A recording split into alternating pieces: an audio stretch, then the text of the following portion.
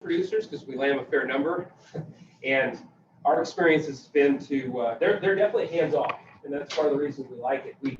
We're moving that direction because we're trying to propagate what we consider to be our best genetics, and at the same time, the whiteface ewes are easier to lamb than our blackface ewes. So it's a little bit of a win-win because a lot of them are self-sufficient. They lamb unassisted. I don't know what it is when they go into labor and they dilate. It seems like they're more pliable. I think it's correlated with the muscularity. They're not as muscular as a blackface ewe, and so they can more readily dilate and push the lamb out. I think it's their instinct being on the range that they get down, they throw their head in the air, and they push more readily. Whereas the blackface ewes stir, they paw, they blat, they try to claim another ewe's lamb, and then 5 hours later, you're still sitting there watching the barn camera, tired. And the whiteface ewes just get after it, push the lamb out because there's a coyote right in the corner. You know, that's what the way I look at it. And a lot of them, we let them drop the lamb gets up and nurses, and then we just set them in a jug, and generally they mother them, and we kick them out of the jug 24 hours later. So that's, I guess, the long and short of it. We put up this building over here. Mickey's grandfather raised hogs, and he fed cattle. The feedlot, we tried to figure out how we can make use of existing structures, right?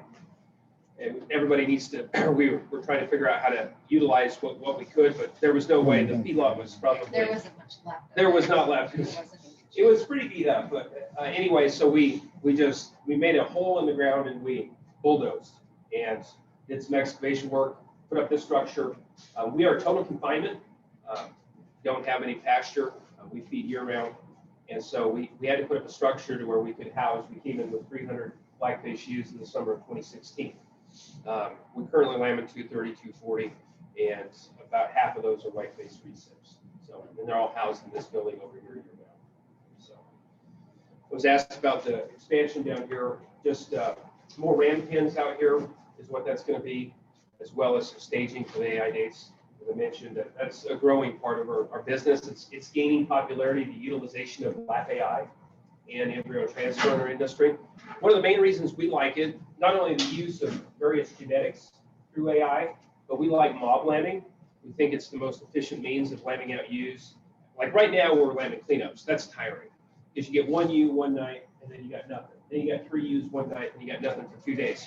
Whereas when we mob lamb, we might lap AI 60 head and you get 40 or 45 of them that stick AI that are all due on the same day. You're very tired for 3 days, but I feel like we're focused and you get adrenaline going through your body.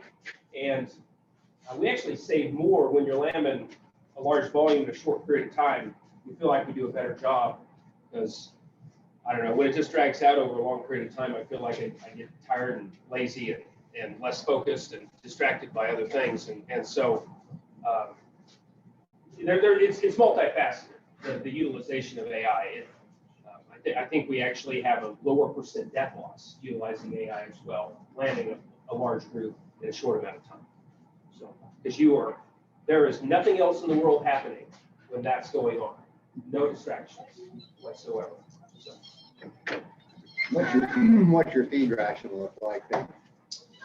So, as far as the grain goes, we primarily feed shell corn with protein additive.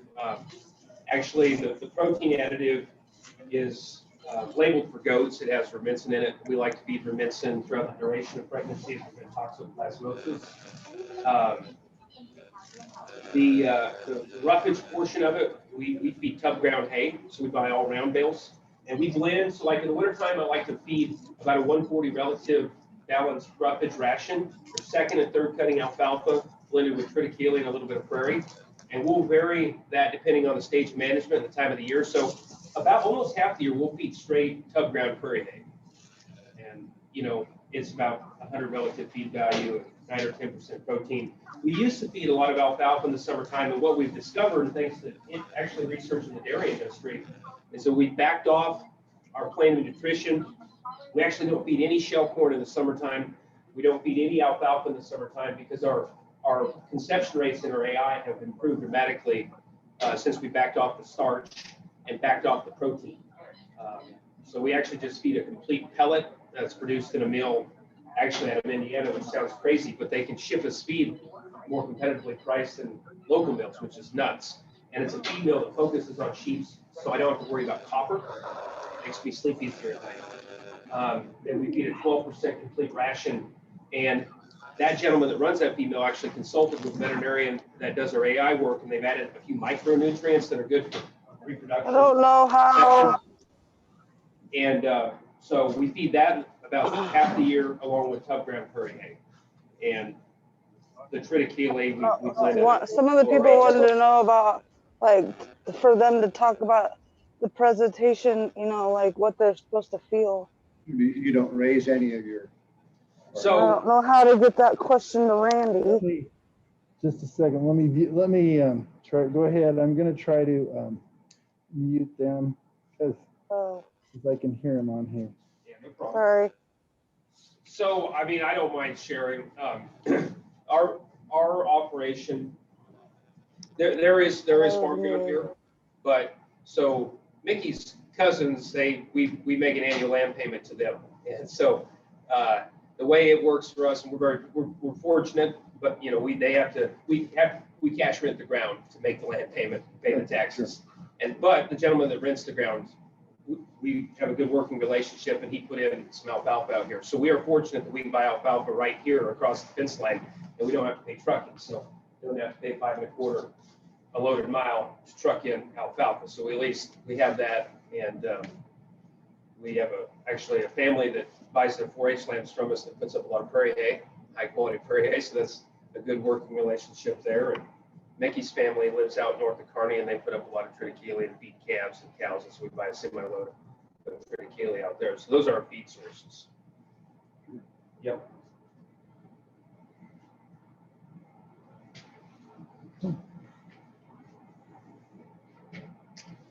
Any questions? We're supposed to send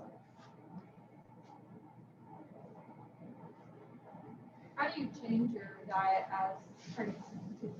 Like your gestation, are you adding any supplements, or what are you doing as far as that? So I like to keep the ewes. So I'll start a little bit before pregnancy. So, you know, I think a good producing ewe should be thin when she's weaned, not emaciated and weak and unhealthy thin, but thin. That's always an indication of one that puts more of her intake into milk production into herself. And so they need to be lean when we wean, and we keep them at a maintenance ration for a period of time. And we start increasing their plane of nutrition slightly, meaning just a slightly higher volume of grain. This is basically a nut. It's about the first year. So after they're bred, a lot of the ewes, everything is lap AI or has embryo transfer surgery done here. Every hoof has some form. Even our ewe lambs will be lap AI in late September, which we talked about that because there's some data that says that conception rates aren't that good, but our experience has been very good. We'll leave them at about a pound of grain. Where we see an increase in nutrition is about the middle of October. I start putting some round bales of alfalfa into the roughage part of things. We'll start putting some second cutting alfalfa, 140 relative to 150 relative feed value hay. That increases the plane of nutrition because they basically have been on prairie hay at that point in time. So that's where we're increasing the plane of nutrition. 6 weeks before they're due, we feed AS 700 here, 2 gram AS 700 at a rate of 1 pound per 5 head, because Campylobacter has developed resistance to the Aromycin, and so we've had to add AS or sulfa, and you know it's not just pure REO and sulfa. So there's some feed stuffs obviously to create that pellet. So we're adding that to the ration, so they're getting some nutrients as well beyond just the medication. So, and that's the last 6 weeks. So yeah, we'll increase them to about 1.25 pounds of grain. But we're primarily seeing an improvement nutritionally on the roughage side. Because we'll make that blended ration about 75% alfalfa, 25% triticale and prairie hay, whereas we were 100% prairie hay, you know, in early October. This sounds maybe crazy, but are sheep and goats, do they have milk fever issues, or that's strictly a people side? So when you say milk fever, like that makes me think of just inflammation and warm up. Right? Well, that's mastitis. Okay. Milk fever, like in cattle, occur within, it could be the same day they give birth, or it could be a week to later. And they get wobbly and real funny, and lots of times can't get up. Usually, Yeah. usually in dairy goats. Usually in dairy. You can see it in sheep, usually before lambing, where you'll have the issues, not so much after. And you're talking about, I'm gonna switch this, knob synchronizer use, right? Yeah, so we do a lot of shoot work. Yeah, everything, we give a lot of shots and run everything down the chute. Everything's cedar. So you probably, I imagine folks are, you probably have a bunch of them in this fridge here, but with a sheep cedar, everybody's cedar, our protocol is 12 days cedar. Day 9, we give a cc of escremate. And then on day 12, we'll pull the cedar and give 2.5 cc's of PT600 in the muscle. And then the ewes, depending if they're getting bred with fresh semen or frozen semen, we'll breed them 48 hours post cedar pull with fresh semen.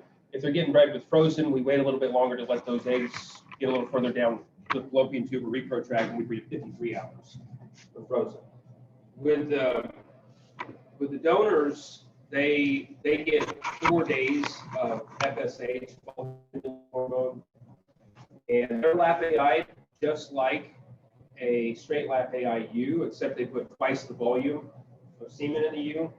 Generally, we're breeding with about 1/4 ml of semen is put into the ewe's uterine horns, and then we'll put 1/2 ml of semen, doubling the number of cells in those ewes. And we synchronize all the recips too to be at the same stage of estrus. And then on day 6, we bring them in here, and that's when we put them under the knife and pull out those embryos. Or do you get a lot of scar tissue with that? Some. We feel very fortunate to work. I could tell a lot of stories there. We've worked with a number of different operations, and we feel very fortunate to work with the company that we do because we think they are the most professional group of veterinarians. They probably do, I don't know how many thousands of, this is their focus out of Lebanon, Indiana. All they do is repro work on sheep and goats. They're the best at what they do. And then we've worked with some other places where we've had so much scar tissue that you wouldn't, we could, or they has abdominal rupture issues. It's a rarity to have issues when we have our sheep AI or embryo transfer with these people. They do very good work. And actually they travel, there's other breeders or producers in Nebraska that utilize them too.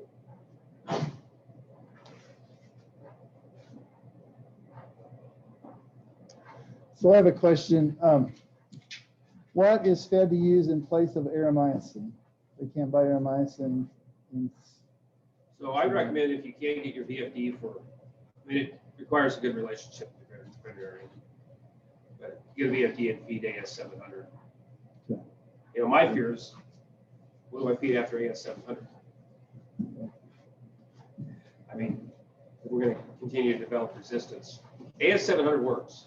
And beyond that, for our ewe lambs, we also, as for added protection for our ewe lambs, we also run them in and we do 2 rounds of Nuflor on our ewe lambs for additional protection against abortion pathogens.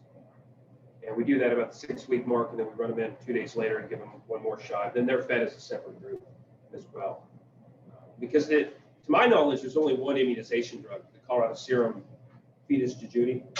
And it does not completely immunize. It's not 100% effective, particularly on ewe lambs.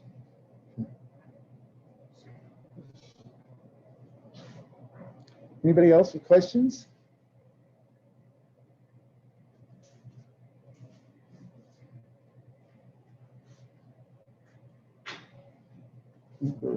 Okay. So, yeah, we would just ask, if you don't mind, just get a pair of boot covers. And when we go over to the other building, so there's a fair number of ewes and lambs. So, you know, we'll just kind of tiptoe a little bit and make sure sometimes sheep can act a little crazy. No stampedes today.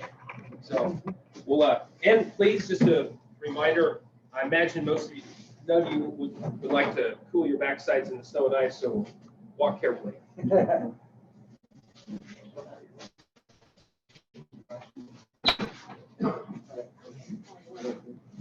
Hi. I just want to take a picture of the pins. Real fast.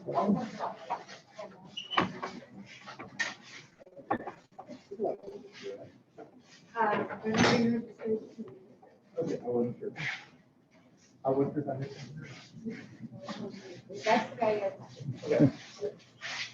We're going to register at the fairgrounds, so Okay. it's not easy to hold papers here, and they'll just get paper all over, so we're not going to do it till they get there. Understand Really completely. good. Apologize, I was late. No, that's okay. You're okay. You're okay. Can I just leave my computer bag in here? I hope they're seeing this good. I don't. Yeah, I can just. I'm good right now. It's just this computer's going to get big after a while.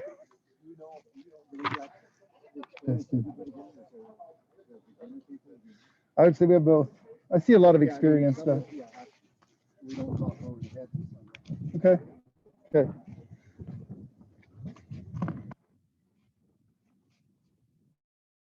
I will answer that question. We're moving to a barn, and so I will answer that question once we get there. But I'll ask it to our presenters, okay? Can you guys hear me okay? Just type in the text. Chat box works better because when you talk, then it puts you up as the main speaker, so.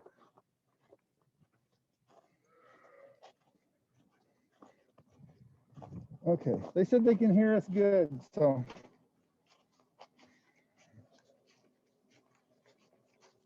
So I think the gut guard dog.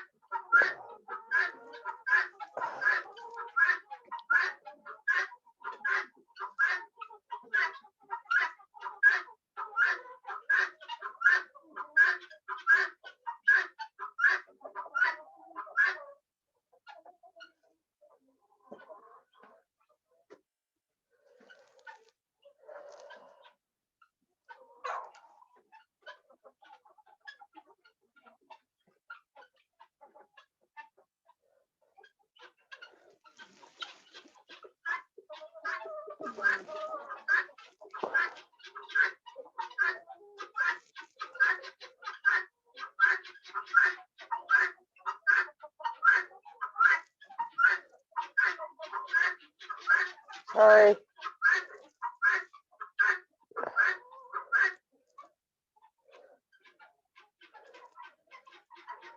Oh, dang it.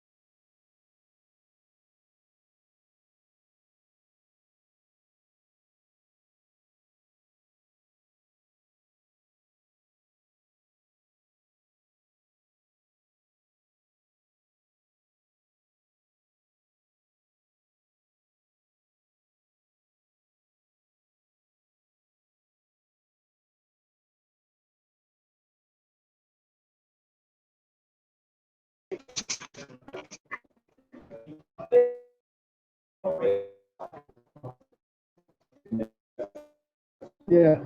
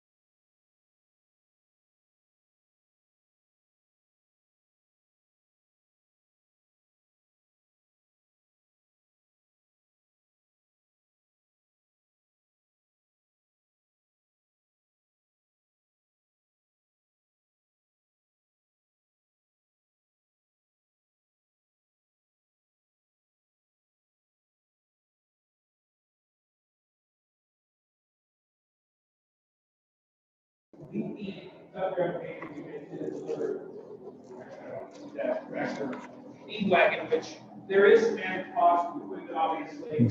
Got it, or you're We fine. have to pay a little bit to have the hay tub ground, but I estimate that we save around $6,000 or $7,000 annually buying hay in round bale form versus square bale form. You know, I estimate, say you're buying, say it's 140 relative feed value alfalfa hay, you know, you might be saving, depending on the year, the time of the year, 30 to 50 bucks a ton buying it round bale form versus square bale form. So in due time, barring a catastrophe with my equipment, you know, repair bills, I'm saving money. Plus, I think improved digestibility of the hay, a little less waste, and it allows me a little more flexibility with the roughage part of our ration. We can blend a little alfalfa, so that it has its advantages. Plus, the labor side of things. We fed by hand, which it's a good workout, but I'm getting to a point where I wake up, I have to make some things sometimes, so I don't mind reducing labor. I don't know if there's anything else to point out. Oh. So we like these are our drop pins on both sides. At this point, barn cameras, that's probably old hat. That's nothing new. Those are Nest cameras. You know, getting up in the middle of the night is one thing. Getting out and having to put on your Carhartt and walk across the yard with 12 inches of snow is another. So getting up and just being able to look at your phone, I can fall back to sleep a lot easier than if I have to come outside. Then I feel like I'm wide awake at night. Don't fall back to sleep that readily. So those to me are awesome and a must-have. And we allow, if we can, let them use land on their own. It's a lot less stressful. If we see progress every 15 to 30 minutes, we just allow them to have the lambs, and we allow them to set and mother them in the pen, and hopefully the lamb will get up and nurse without us having to do it.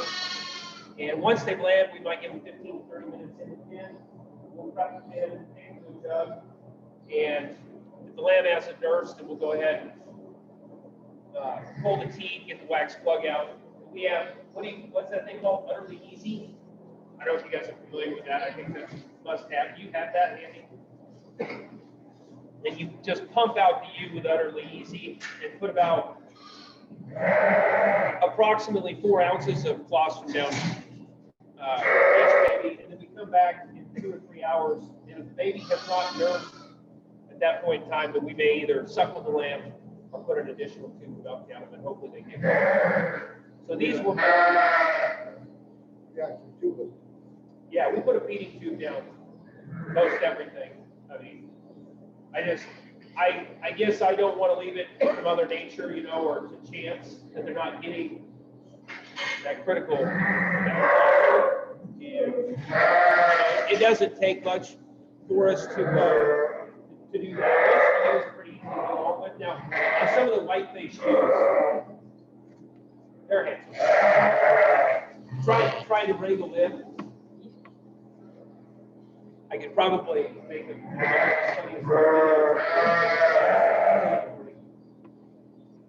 So this is a must. I imagine some folks are familiar with it, but if you're not, we thought when we found out about this, it was life-changing, wouldn't you say? We just keep a bucket handy. We wash that a couple times a day, a little bit of iodine for navels, and we add a little Nutri-Drench, or we utilize Survive Hunter feeding tube. I usually just allow the colostrum or the milk just to rapid feed. We have a couple different tubers, different gauges of tubers. The smaller one for the babies and the larger ones for lambs that are a little bit older. And we like the ones that just, you know, there's some that are just overly pliable. This has the amount of appropriate amount of rigidness, so you know it's going to feed down the esophagus of the lamb just a little bit better. Yeah, and we insert the tube, and in about, yeah, the average is about 120 mils or 4 ounces is what we put down. They stay jugged anywhere from 24 to 48 hours, just depending on how strong the lamb is. You know, these are probably 28 hours old over here. Everything was fine. The babies are up. They're nursing. There's really no need. There's no claiming issues. Everybody, the udders are fine on the ewes. They go out. We generally put 3 or 4 ewes together before we move them to slightly larger groups of 12 to 15 or 20. And the largest groups we have are 25 to 28. And I think it's always important to go back then and just double check a few hours later, because there's always a little bit of hysteria and chaos when you pick them out. Sometimes this mothering happens, you know, always important to go back and check and make sure. Inevitably, there's always one that's hollow, needs to be coaxed back to its mother, or its mother coaxed back to it, to make sure that it doesn't start again. So how long are they in the jugs then? Or in the little 24 to 48 hours. In some cases, 3 or 4 days. I personally, I like to get them out of there because the bedding gets soiled, and then you're putting bedding on bedding, and I get a little bit concerned about pathogens and those types of issues. Now, we clean between every single ewe, and then we utilize Alkanox, and I use a 2-gallon pump sprayer, and I spray every pen with Alkanox. Just trying to take every precaution we can. Plus, I don't like the bedding pack. It seems like if there's ewes when they like to paw, then you end up with piles. So I like, you know, an appropriate amount of bedding in the jug so the babies don't get, if your bedding gets too lopsided, these babies are just trying to get a feel for their legs. They'll get knocked over, can't walk without even bedding very well. So. What about your drop in top? You change the straw? So between every lambing group. And that's something else we did. So fortunately, we were able to, or unfortunately, we had plenty of experiences at our farm there in Iowa. And I'm actually a Wyoming native, but I went to school and got an ag teaching degree over at Iowa State. So that's why I taught high school ag over in Iowa. And we raised the sheep too. And the facility we had there, it was kind of portable panels, and it took more time to tear the panels out of the barn to clean than it did to actually clean the barn. It took me half a day to pull everything out and wear myself out, then I could zip in there with a skid loader and clean the thing. And so one thing I wanted to do here was to try to make life easier if I could, by not having to carry a bunch of panels out And we tried to situate it to where you can open a gate, put the sheep somewhere, drive in with your skid loader, have a means of pushing the bedding pack to get it into your skid loader, and minimize the hand pitching, which, you know, on one hand is good for us, exercise isn't all bad, but the older I get, the less I appreciate that type of thing. So we clean between every group. It gets, you know, these dudes, they get stirring and pawing, and the bedding just, it gets soiled. We go through a lot of bedding. We're fortunate here that we have reasonably priced small squares of straw. There's a local baseball team that puts up straw for a fundraiser, and they're very reasonably priced. They like us because we buy a lot, and so we get it. We feel like it's a very fair price on straw. We also utilize big stock bales as our base bedding. We're out here. I don't use stocks in here because I feel like it's too coarse for baby lambs. So the jugs are 5x5s. We did use some smaller pins, but you know, on the average, our ewes are probably, they're around 200 pounds. You know, for a smaller ewe, you might be able to get by with a smaller jug pin. A 5x5 is, to me, the right size. You minimize the risk of something getting stepped on or laid on.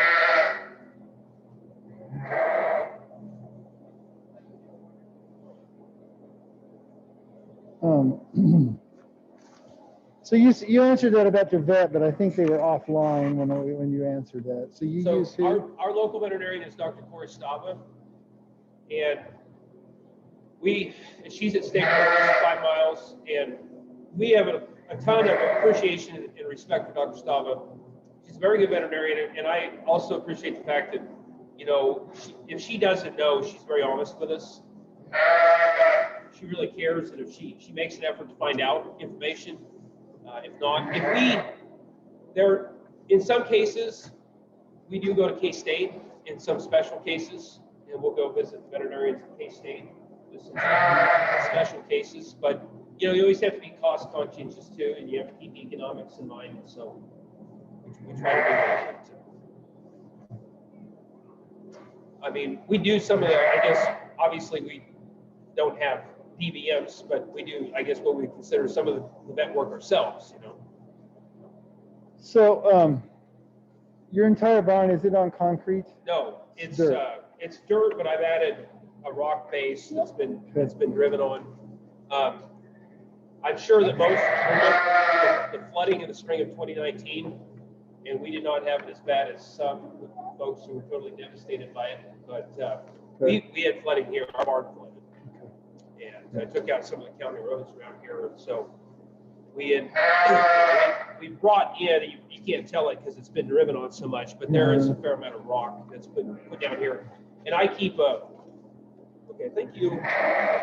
Just gonna set that right there. Okay, that's no good. Do you do LAP AI, or do you know of a vet that will do that around this area? Yes, we host 5 AI dates annually. Okay. One in May, one in July, 2 in August, and 1 in September. And we are open to people hauling sheep in. The cost at our facility is $50 per head to get them bred. A person can use whatever semen they want. They can use their own buck. They can use their own billy. They also have the option, which obviously we don't mind if they want to purchase semen out of one of our rams. Right. But you don't have to. We provide the labor. We pay the labor. All you have to do is show up with your stock. We'll help unload them. We'll crowd them, sedate them. We'll load them. We'll flip them, scrub them. Do the work that needs to be done post-surgery. Kick them off the trailer. Monitor them for about 10 minutes to make sure that they come out of sedation okay. Load them on your trailer and send them home. We also assist. We do some consulting with folks that are new to AI. We're happy, because we're had a little bit of experience with that now, we're happy to consult and provide information and help make the process easier to AI. And actually, we're seeing very good success rates. Ourselves personally and our customers have been around 70 to 80%, which it's hard to justify repro work unless you're seeing that type of success. But with that type of success, in my mind, it makes it well worth it. And some people have done better than that, actually. And you did say you bring goats in, right? Yeah. People can bring We have goats. not in the past, but we are changing that. We are okay with folks have an interest in lap AI and goats on one of our AI dates. We post that information on our Facebook page. When we Okay. get the dates, we have requested the days that we would like with the company, the veterinarians that come in from Indiana. There are other people that do it. Right? We've worked with a number of different vets, and actually there's some techs that don't have their DVMs, which I don't know the legality of that, doing that surgery. But in our opinion, the folks at RSG, they are the most professional, and we don't have, there are some risks when you're doing the surgery with infection, for example. We don't experience that with RSG. It's very, very minimal. They are real professionals that do a great job.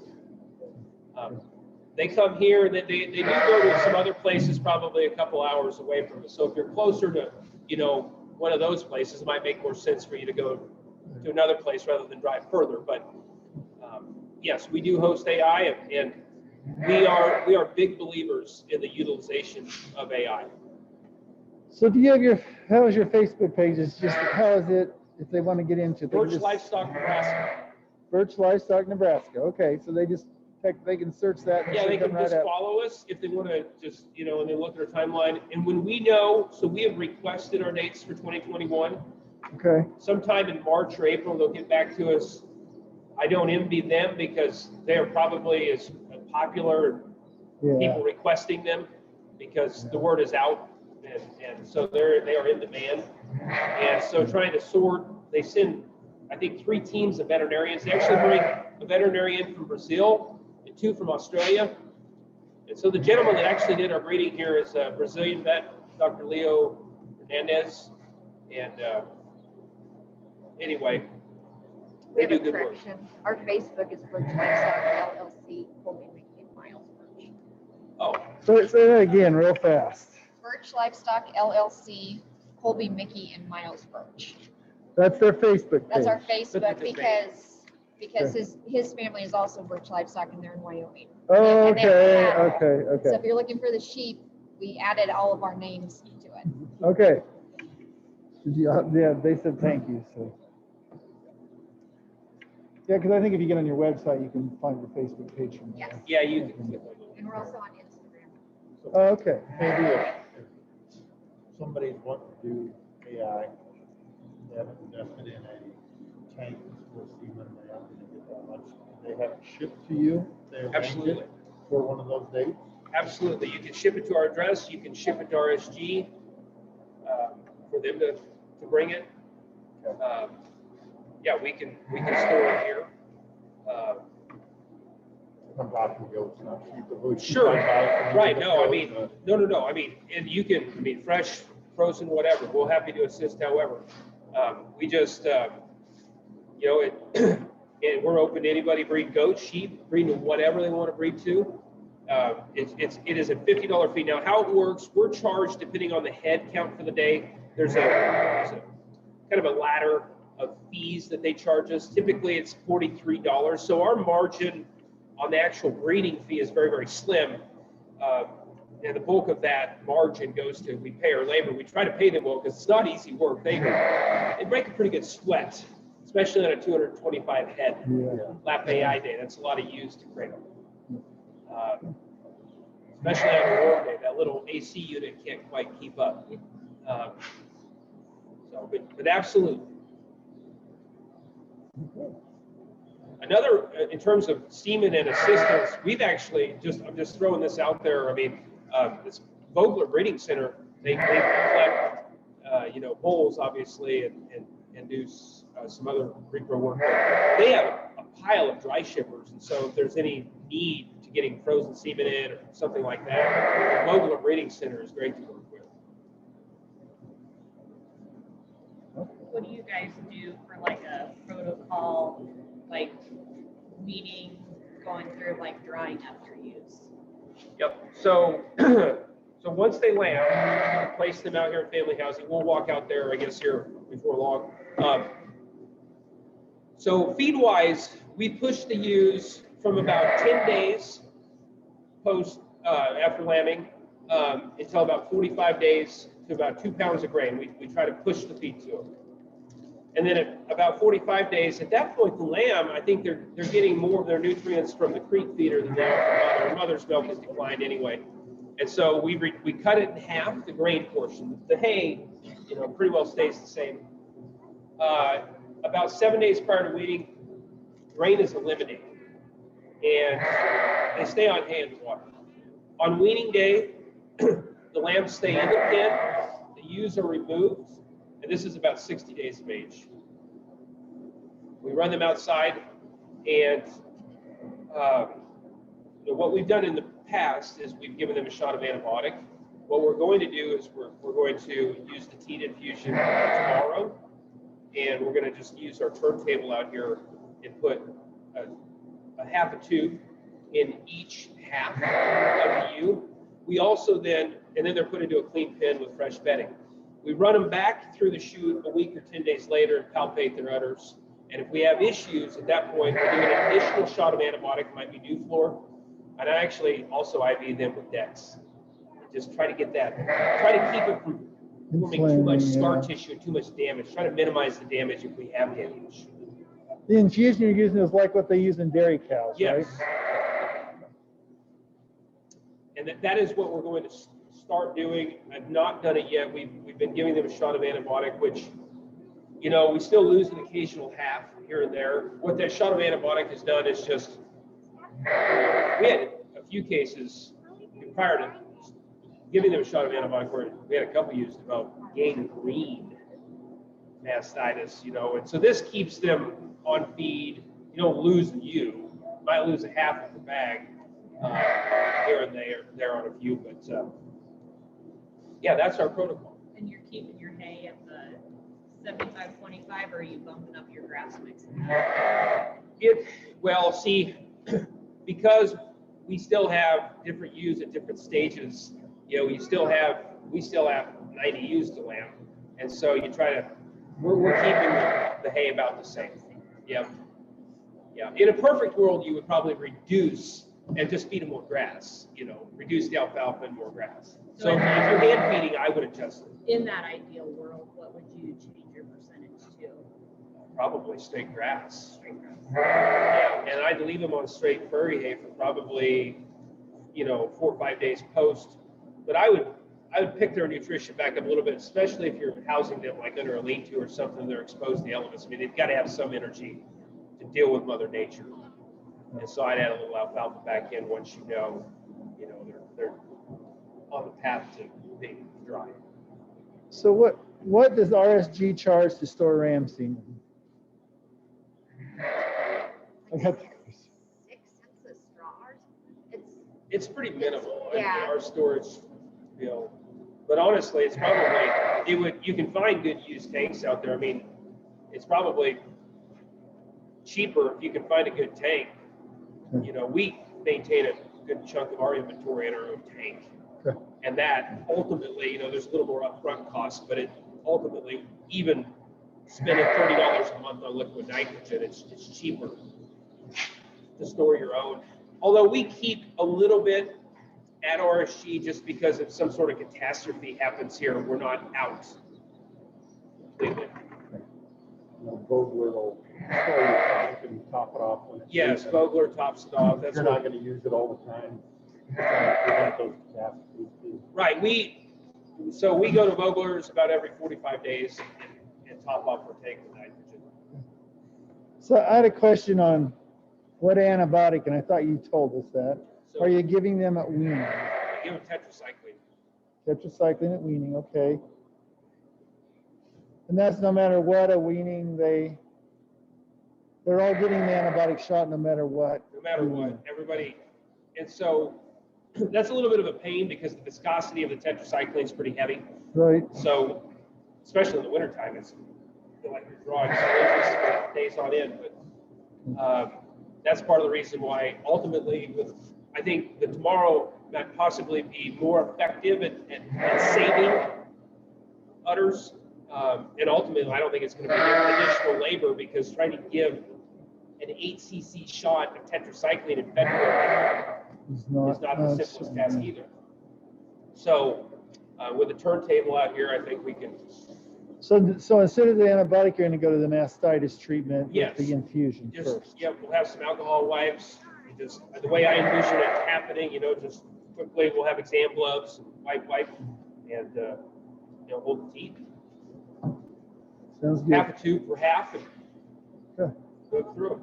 They were saying the antibiotic is, go ahead. Pardon? Now, if you have an open network, Yes, I pull the T to make sure that it's over. Yes, Okay. that's a good point. And they also ask, the reason you give the antibiotic is mainly a preventative measure for mastitis, right? Yes. It's to prevent the worst kind of mastitis. Yep, yep. You know, we deal with, I mean, I'm pretty sure we don't send milk samples off to test. I'm pretty sure we do deal with some subclinical mastitis. And, okay, It's good health. so, yeah, we've moved to, so the treatment, if you get a little inflammation, a little bit of warmth in their udder, so just a shot of Nuclor, and maybe it's overkill, I use penicillin, Nuclor, then I IV them with Dex. Okay. And a lot of times the next day, they're fine. And I think IVing them with Dex rather than giving it sub-Q, just the rate of absorption just makes a big difference. And if need be, in the worst cases, we'll IV them with tetracycline. So just the means of delivering the antibiotic or the drug has made a difference. We came across that actually a couple years ago. We had a case of peritonitis, which is infection from AI and a U, and I had never saved a U from peritonitis. It's like a death sentence. It's really pretty bad. I mean, it takes about a week or two before the infection proliferates to the point where it kills them. And so we called K-State desperate. And the veterinarian there said, IV the U with LA200. I thought, okay, 24 hours, well, maybe not even that. This use, you know, with peritonitis, their abdomen is huge. They're off feed, they grind their teeth. They're hollow under their loin, they're big in their lower abdomen because the infection just takes over. And within 24 hours after giving 8 cc's in the main line to that U, fine. Never seen anything like that. Yeah. I mean, and we had given her antibiotic already with no improvement. So we've gone to IVing certain drugs. We're told that some of them could be lethal, so you have to be careful doing IVing like Zactran, for example, is a no-no according to our vets. And what was the change? I mean, if you're already doctoring and it doesn't work. Just it's all going directly to their bloodstream. If you're giving it under the skin or the muscle, they may only getting an absorption rate of 10 or 20%. And so they're getting the drug in its entirety, so the positive effect is significantly greater, is my speculation. I don't know for sure. It's just what we have seen firsthand. And we, you know, if it's an issue of milk letdown, we've actually, like oxytocin, we IV oxytocin rather than give it in another means. And we feel like we actually get a positive response delivering oxytocin via IV as opposed to other ways. 2 cc's in the main line and we'll get a good response. So when you were doing your first injection, before you put it in under the skin or in the muscle, or the LA2 under the skin or in the muscle? That's the way we were doing it, but you're changing, right? Yeah. So so in the case of, you know, say subclinical mastitis, you know, we'll go to the main line with that. So what we do, we have a set of cordless clippers. It just makes it a little easier. And, just tie the U up, clip her neck, and hold your thumb and apply pressure to the jugular. The vein swells. And then just draw your plunger back a little bit, make sure blood rushes in. And it's actually really not stressful at all, as long as you just go directly into the vein. Now, if you miss, they might jump around a little bit. Yeah.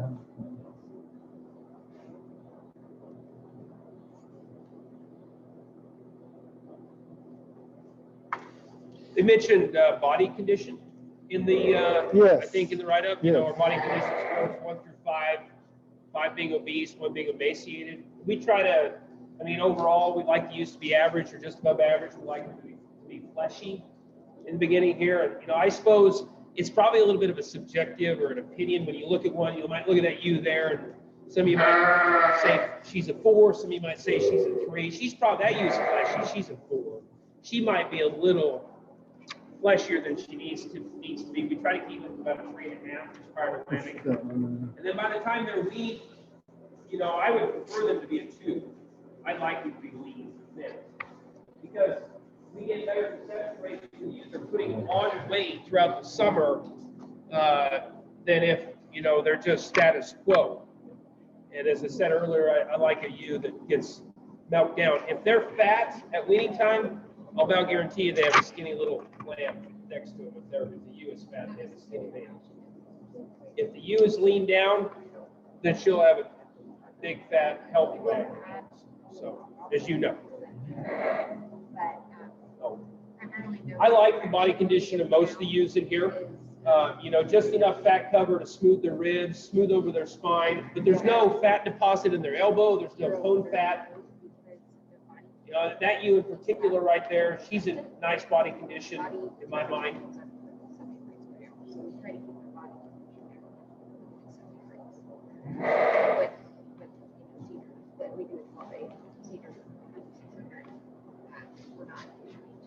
And these ewes are on, I would estimate they're consuming around 5 or 6 pounds of roughage, and they're on a pound of grain. Shell corn blended with a protein pellet. So, labeled for goats because it has remincin in it. Yeah.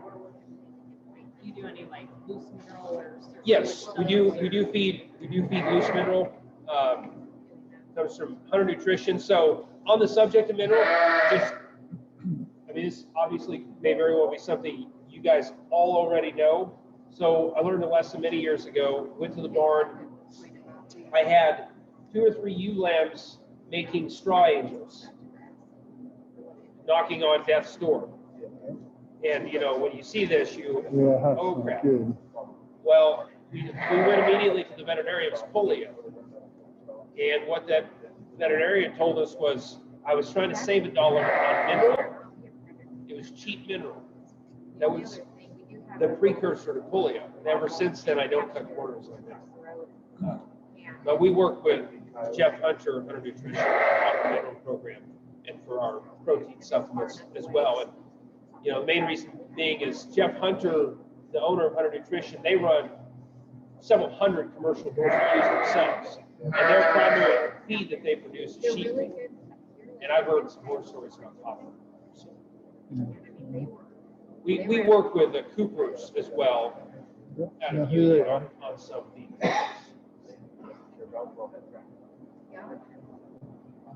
We visited them a couple years ago at our annual meeting, Yeah. Coopers. Yeah, Rob, obviously he's got advanced degrees in ruminant nutrition.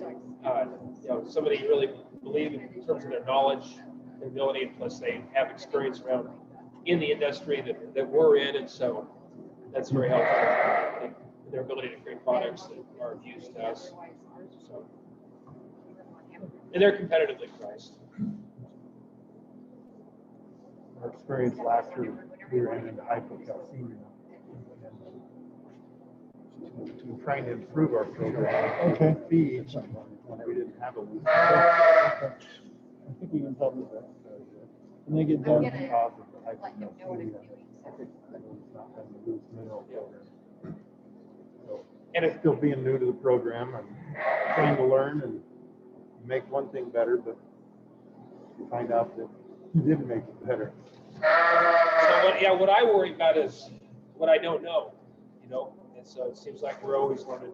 And but a quality loose mineral program, and not just a mineral, but a quality mineral, that may cost a couple $4 per 50-pound bag is, in my experience, probably worth it. So I have one more question online. What is the ratio of whole corn to protein pellets you're feeding per pound? So it per head? depends on the percent protein you'd like it blended to, because the Okay. protein pellet is a 34% protein pellet. So I think it's doing Pearson square if you want to blend two ingredients together to say a 15% ration, which is what we blend to. So it's approximately 75% shell corn and 25% protein pellet.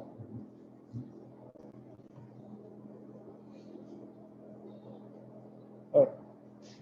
So what is his name again, and would he be able to point me in the direction of better loose mineral for my goats? Yeah, Jeff, I recommend Hunter Nutrition out of Hunter- Indiana. Hunter And Nutrition, we're a okay. dealer, so we get shipments here. There are other dealerships around Nebraska, actually. And I don't know how he does it, but the price of his feed is amazingly competitive. He must work on a very small margin, that's all I know. The freight is not cheap. It's $2 or $3 a bag, but it's very competitively priced.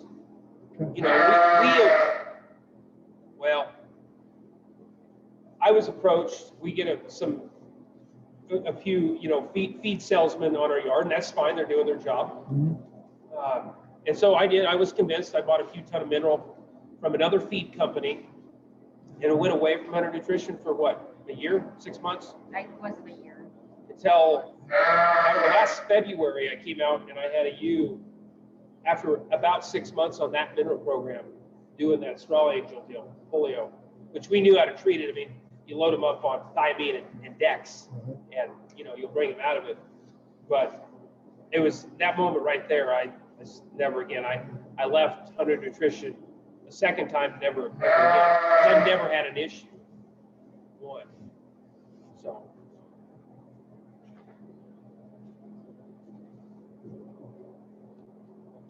No more questions on here. So, You want to see when you hit the two?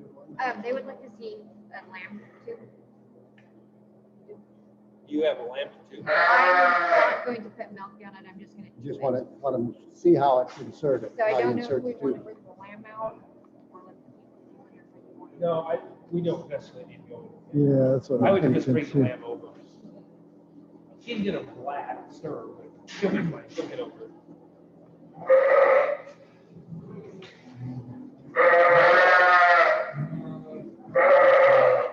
See if I can get, I think I could put them up. Man tail is about 5 to 7 days, and the man will go down is about 30 days. So I'm actually all dressed that here in a second, but I'll let her do that, man.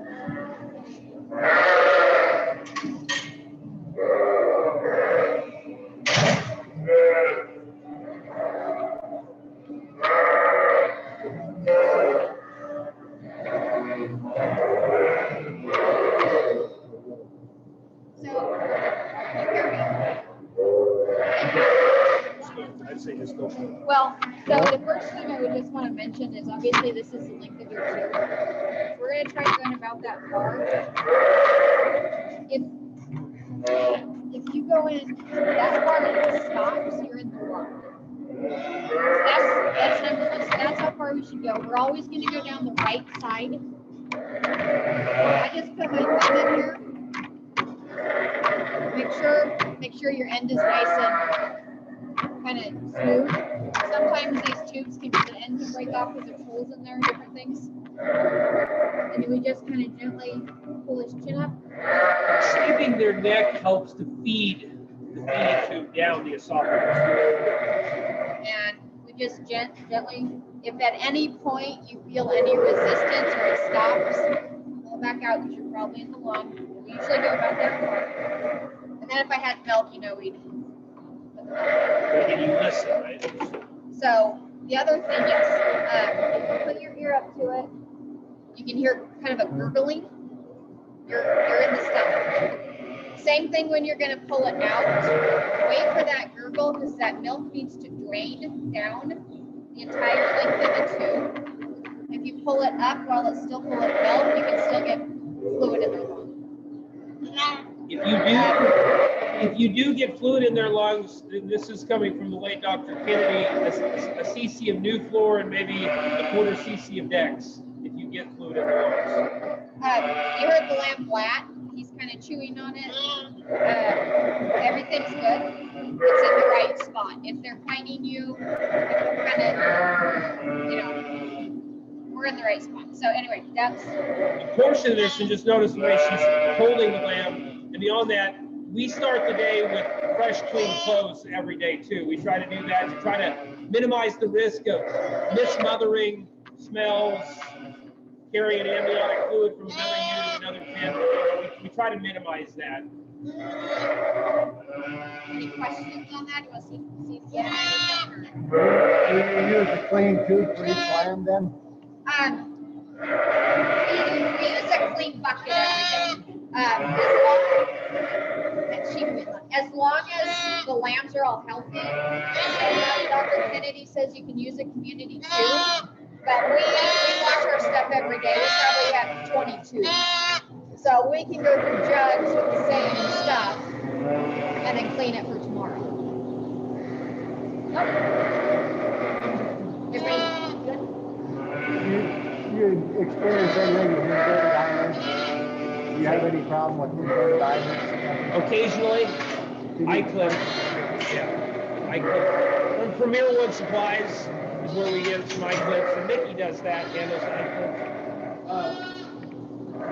Trying to figure out what it's going to add. So the lamb is tagged. I tag them about 12 hours after they're born, because I like to give them a shot. It's in the same syringe, just a cc of penicillin and CD&T. We also run the ewes through the chute 2 weeks before they're due, and every ewe gets a shot of CD&T, and we worm them with Cydectin 2 weeks before their due date, and that helps to create immunity for the lamb, for the Clostridial pathogen, because it takes, when I give them that shot at 12 hours, it'll take, in what I've read, 5 to 7 days for that immunity to kick in. And obviously a little bit of penicillin to help their navel dry up. I like to get that shot in them, and I try to minimize the number of times in the pen, so I like to multitask, so I get them tagged and give the shot at the same time. I get them tagged right away.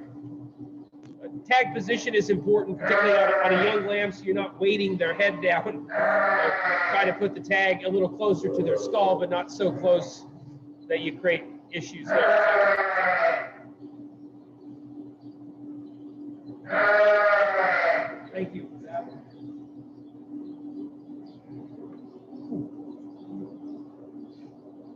We can step over here if you'd like.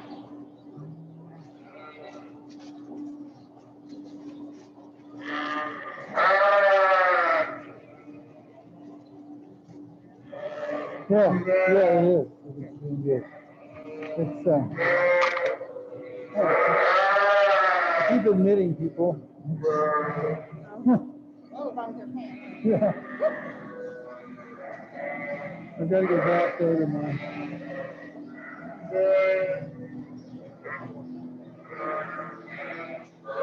I need to get.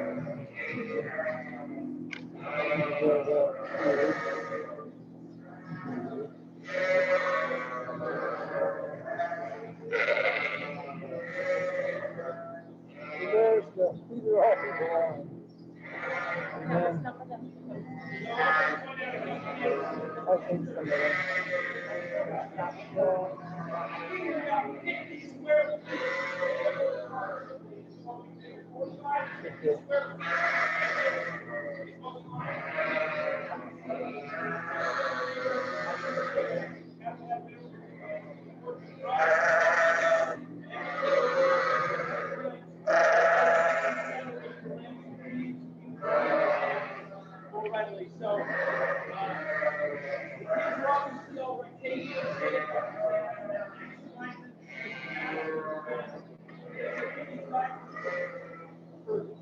kinds of smoke space. We try to allow for about a foot and a half goat per year. The bunks came from a company called Bedrock Concrete. These are precast calf bunks. They are, in terms of pre-manufactured bunks, they're less than half the cost of the metal going from Seidel or Ketchum. It's $21 a foot versus $45 a foot. Now they're heavy as all get out. They advertise these things weighing 2,000 pounds. My skid loader is rated for 2,000 pounds and it can lift them about 2 inches off the ground. So we had to go get a telehandler to get them in here. But I think they'll last a while. The post that comes, the company has that specially made, and we just went to Fastenal and bought bolt posts to the bunk, and then that's 2 3/8 oil filled pipe that you just slide through, and those are just red brand hog panels that we bought at Tractor Supply that we cut down and we set in there at 45 to keep lambs from crawling through the tunnels. We do have to go around once a day and push hay. We deliver the hay in the mornings, and then in the afternoons, after we feed grain, I just go along and I push the hay forward. Otherwise, they have a hard time reaching some of the hay in the back.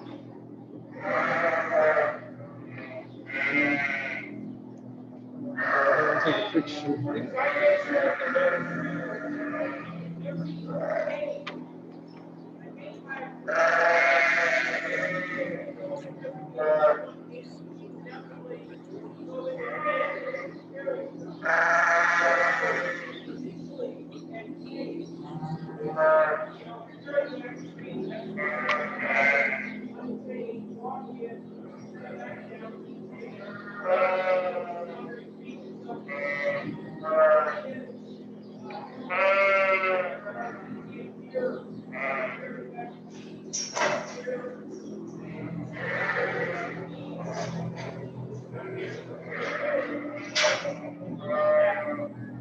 it's just one of those things that saves you a little bit of headache. We have quick latches on all the other gates, which you can buy at Tractor Supply, and we just welded those quick latches on the post. They're generally like $26 or $28 for a quick latch, but they're pretty handy.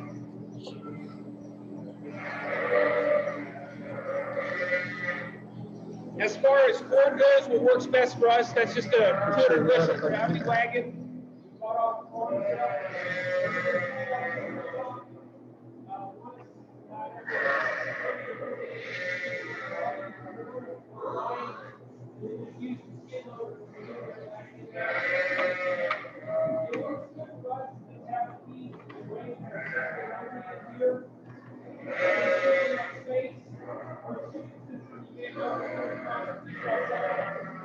Those aluminum floorboards are about 6 foot hog slat, and they're light enough weight, and we can set a few sort boards, and we can move sheep anywhere. I think there's a hog slat in Columbus, if I'm not mistaken. Yeah. A couple other things I'll point out.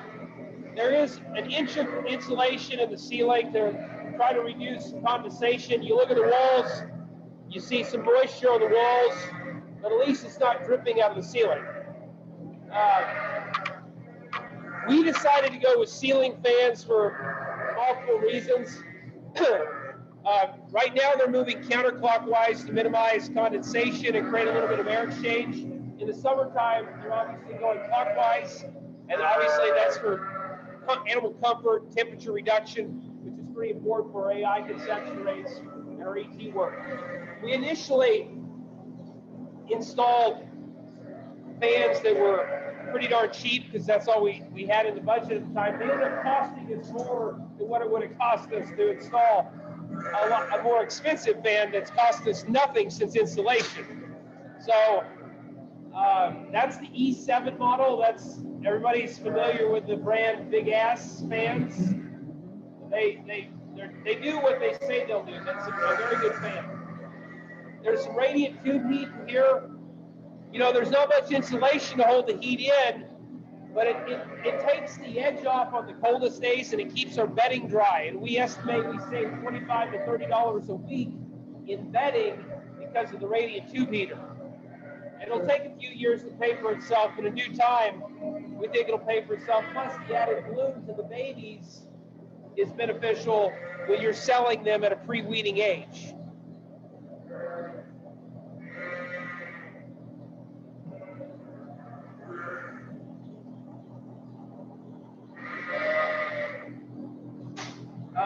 The only other thing I would add is the feed wagon. It's a Kelly Ryan. So Kelly Ryan, I didn't know this. They're out of Blair, and just down the road, and it's actually, they're not very expensive, and that's a good machine. So that's a 4x12, which we can't get enough volume of hay in there. We can feed the interior, and then we have to refill. We have 500, or not 500, we have about 185, 90 feet of bunk line out here. Now, I'll let you, it's a little bit of a mess. I'm a little embarrassed because of all the snow. We'll look outside so we can look at it. There's a little bit of snow in the pins. Hopefully look past that. But anyway, we have to refill to feed the whole place. But that was, I think, $8,500, which, you know, that's not nothing, obviously. But in due time, it pays for itself. The savings on hay, just buying round bales, and the reduction in labor. Can you touch on the docking? Yeah, so on docking, now I know there obviously are some, you know, folks that, you know, would not be advocates of short tail dock, which I get that, but we don't have a choice. For the product that we produce, we're trying to cater to folks that, you know, really want to be competitive, and a show lamb has to have a short tail dock. And so now when we dock them at 5 or 6 days of age. I prefer to dock them out of the jug. I think it's safer, because you know the response you're going to get when you put an elastrator band on a baby lamb. They're going to fall to the ground. It must not feel good, right? And so I want them to be strong enough too to withstand the pressure, the tension of the band as it tightens down. A day or two old lamb's a little fragile yet. I want them to grow up and get a little stronger. I like them to be out of the jug. I like to do it in the mixing pit with, you know, 3, 4, 5 families in there. It's a little less chaotic. When I go to band, I just grab each lamb. I call this my lamb chute here, my calves, and you point the lamb backwards. You obviously have a band. I prefer the Premier orange bands because I don't know this for a fact, but I believe their tension is more appropriate than those green bands. I think those green calf bands, the tension is too much. I think it tightens down too fast and creates more pain.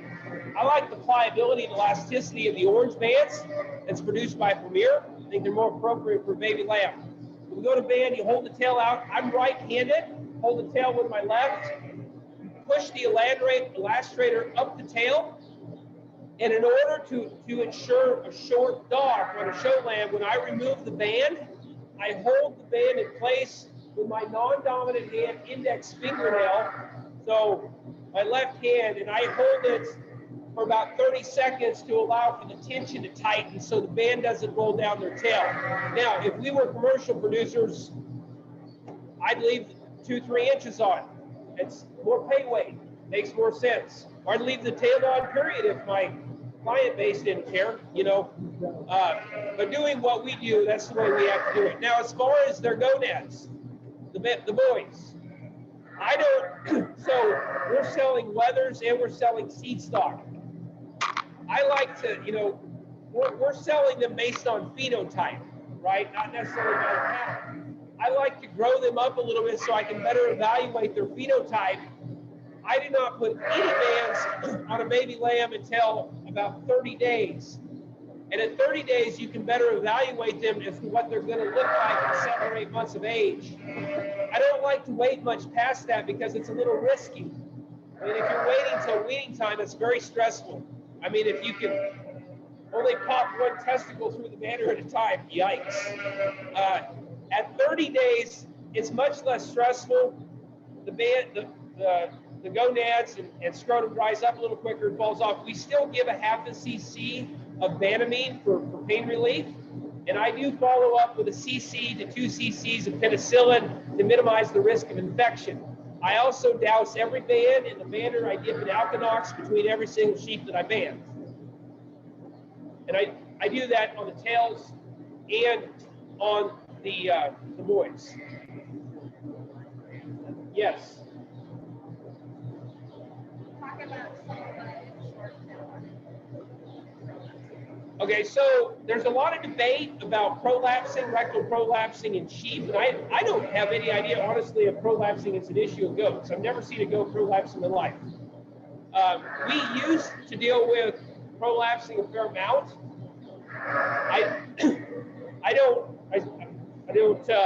This is just based on experience. We used to have a fair amount. I am a believer, after years of experience, that prolapsing, rectal prolapsing is caused by environment and health, primarily. I think there could be something said for maybe a little bit of genetics and a little bit of tail dog link. We started utilizing sulfadimethazone in their water 3 days on. We pulse it, and this is coming from Pipestone Vets, and we started this 4 or 5 years ago. And when we started routinely using sulfadimethazone, the prolapse, well, what went away was barn cough. Barn cough went away, and barn cough is the precursor to rectal prolapse. We have basically eliminated prolapsing. We might get 1 or 2 annually, and what we do now, we have went away from what we used to do. If they prolapsed, we would inject them with LA200. If that didn't work, then we would band it. And we've gone away from that. And what I do now is I sort them off, and I just double down on my sulfa. And they just get healthy, and the prolapse just goes back in, and it just goes away. I'm convinced that the prolapse is almost, maybe not 100%, correlated with their health and their immunity and the level of stress that they've undergone or lack of stress. If they're healthy and hunky-dory and happy and living in a stress-free environment, I don't think they'll prolapse. Now, when we go outside on that subject, you all see a ewe out there with a prolapse. Now, what happened? So what we do, and this is important, we run into a dystocia issue. So when you lamb or kid, for that matter, in my mind, the issue you run into with big lambs, it's getting their head. It's getting their head through the vulva of that ewe. The head is the hardest thing. If you get the head popped out, the rest of the lamb or kid will follow.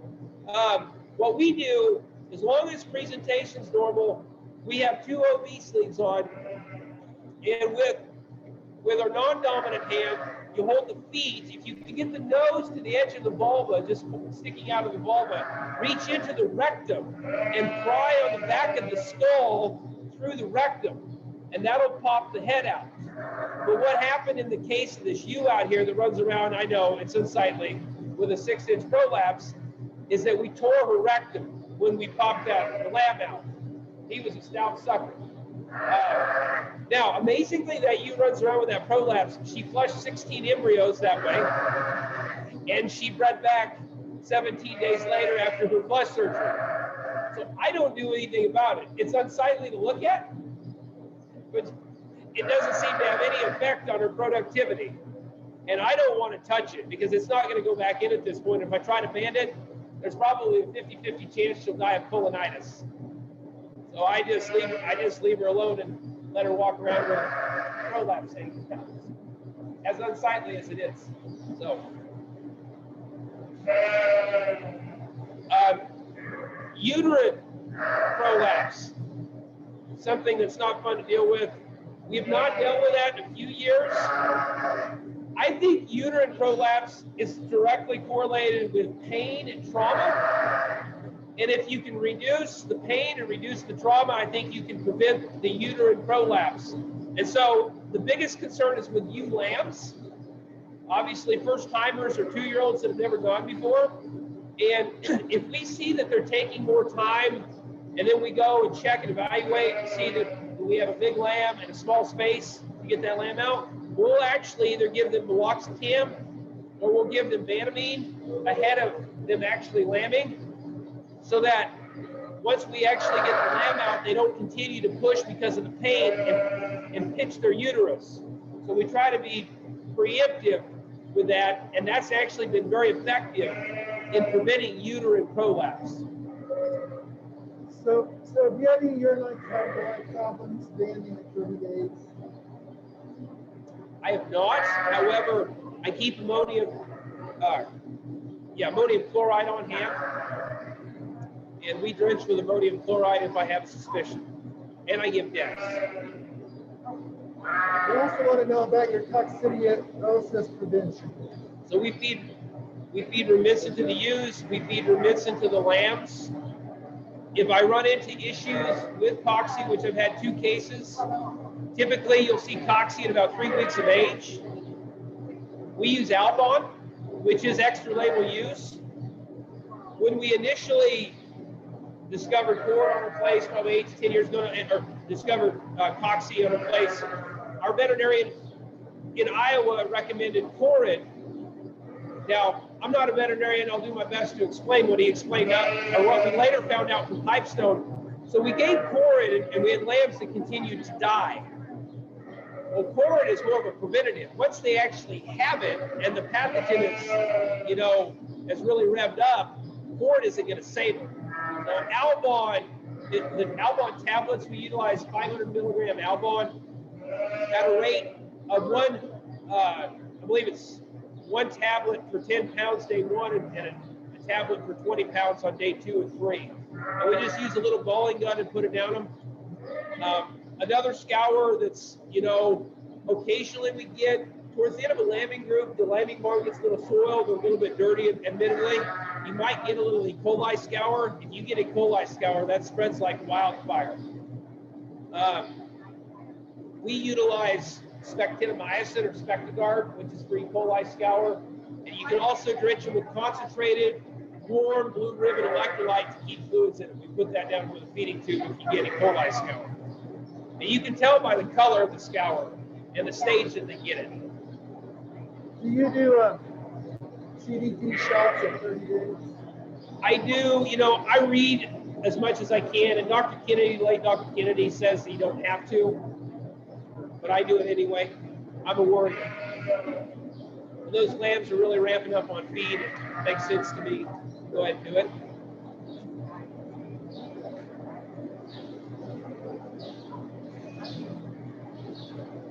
Is a feed wagon a hay processor or a feed wagon mixing grain? It is not a TMR mixer. There, total, auger wagon. It's a chain-driven wagon, and it just delivers roughage. We hand feed grain, which makes sense for our operation because it seems like each pen gets something slightly different.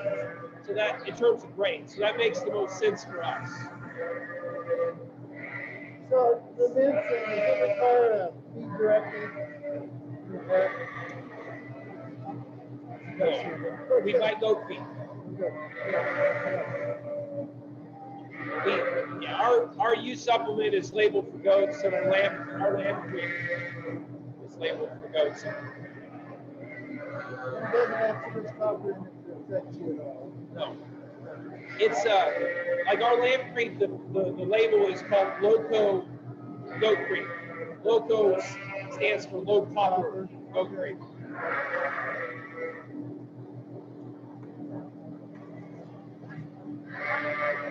There's a couple exhaust fans in here too, obviously, that are trying to for air exchange and air quality and reduction of condensation. It's really pretty dry in here today for a place. It's not bad. It's not bad. I mean, the heater's not on. We keep that set at about 50. And we're on natural gas here, which is slightly cheaper than propane.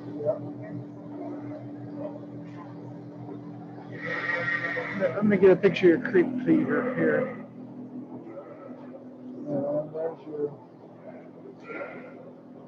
skid steer.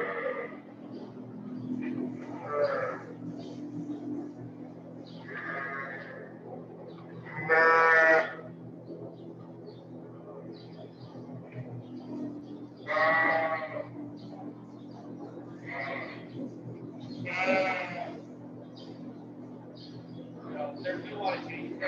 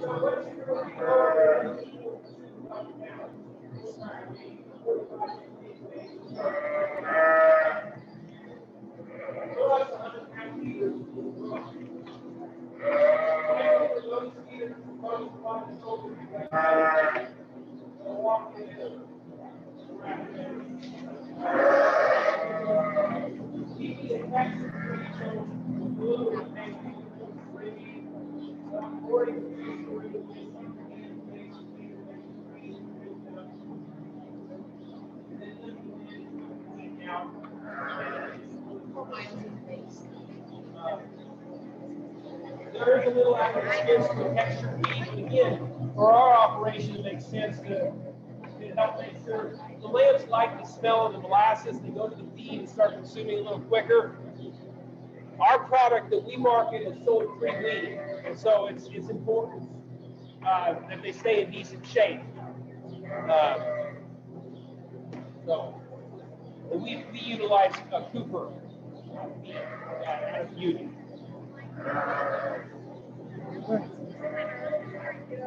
I got all my questions answered. We'll raise the door. Again, please ignore the eyesore. Yes, you all see you walking around, hanging out with her rear end out.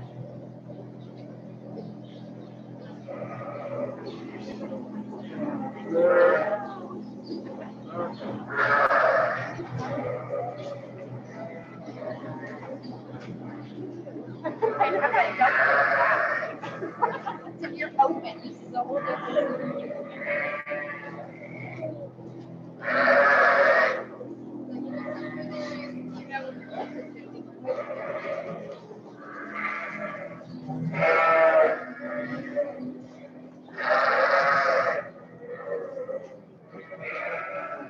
Okay. So over here, there's the donors are mixed in. There's about these are keep for you lambs that'll land here in February. Those are recipients. It's a later lambing group of recipients. And then that's a smaller weed group down there. We'll lamb a set of Octobers, which we initially started fall lambing as a means of just getting more used to the lambing barn, because the most tiring thing we do is lambing out or kidding, probably. It's the sleep loss that kind of gets to you sometimes. And so Mickey and I started lambing some in the fall just to get it over with, basically. And what we discovered in the process is there's actually a pretty decent market for that age of lamb for 4-H and FFA, because there's a lot of fairs that happen in the spring across the United States. I had no idea the state of California, the number of sheep that are exhibited at 4-H fairs, and just the sheer volume. Now with coronavirus, that's changed things, but pre-coronavirus, I mean, there's spring fairs out there where there's 500-600 lambs exhibited at their fairs. And then the mid-Atlantic coast, Virginia, North Carolina, there's a lot of spring fairs. And so and there's not a ton of fall lambs produced. So there was people reaching out, and we discovered a decent market. So we've continued to go ahead and lamb out and raise that age of lamb. And it's actually the nicest time of the year to lamb. I mean, the weather is nice, and you can kind of leave the doors open and walk to the barn in a sweatshirt. So out here, a couple things I'll point out. This Premier netting or screen does a good job of protecting the ewes. When we initially, the height of this allowed for too much weather to come in. I'll never forget Christmas Day of 2016. I think we had 3 inches of rain that day, and we did not have this netting. Cold and 34 degrees, and a lot of pregnant ewes out here. That was a long day. We weren't singing ho ho ho. We put out a lot of bedding that day and got through it. But this netting will allow at least about the back 10 feet for them to be protected.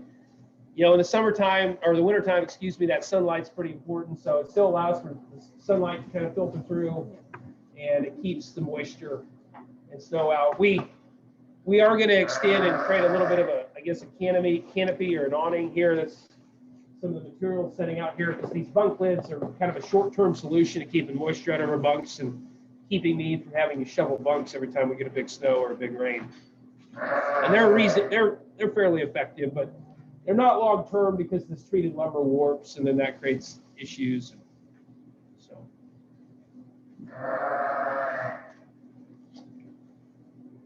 out here, what we do most of the time is we just set a round bale of stalks on the end, as you can see down there. That's the simplest, most efficient way. It creates a little more volume of bedding, but I don't mind it. You know, there being a decent amount of bedding pack out here, it creates a little more warmth in the wintertime. So these girls will get moved into the lambing barn. They're all due. That's all. They didn't all stick, but that's all one AI group. And then the recipients are due at the same time. So their due date's the 15th. So actually on Monday or Tuesday, they'll get ran through and get their CD&T and they'll get warmed. And then we'll bring them in about probably a week before their due date. We find those lambing groups, it's kind of like an S-shaped, S-shaped curve. You'll get some outliers that'll lamb pretty well far out, but most of them are about 148 days gestation. What condition score would you say these are in? I guess it's the wool, so it's hard to tell. But 3.5, 4, they're plenty fat. Now, we used to push 2 pounds of grain to our ewe lambs. That's a mistake. We did have a few cases of ketosis or pregnancy toxemia pushing that much feed, fatty liver, and that's not fun to deal with. So I backed them off. What we do is we feed 1.5 pounds to our ewe lambs. We maintain them on 1.5 pounds. And I think they're lean enough that, they all seem like they're healthy and fine. And the ewes are maintained on about 1 pound of grain.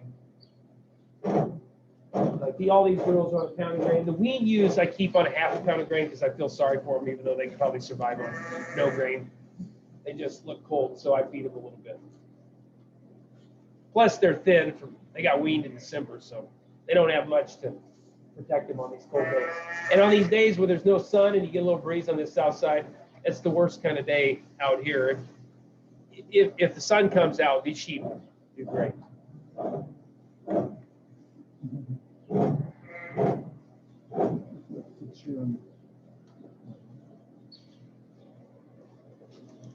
And again, these are just the same bunk as inside. These are the precast concrete bunks that we laid in here. That's 5-bar continuous fence along the building there to protect the building, keep it from damaging the sheeting there. This is one continuous roof line from its peak all the way down here to the edge. We did get an estimate for extending the roof line. I was a little bit shocked at the estimate, so we did not do it, but it would be nice to just extend. But instead, we're just putting about a 6-foot extension, about 10 feet up, so we can drive the tractor under it. Create just a little more protection and hopefully keep moisture out of the bunks and keep from having to shovel bunks.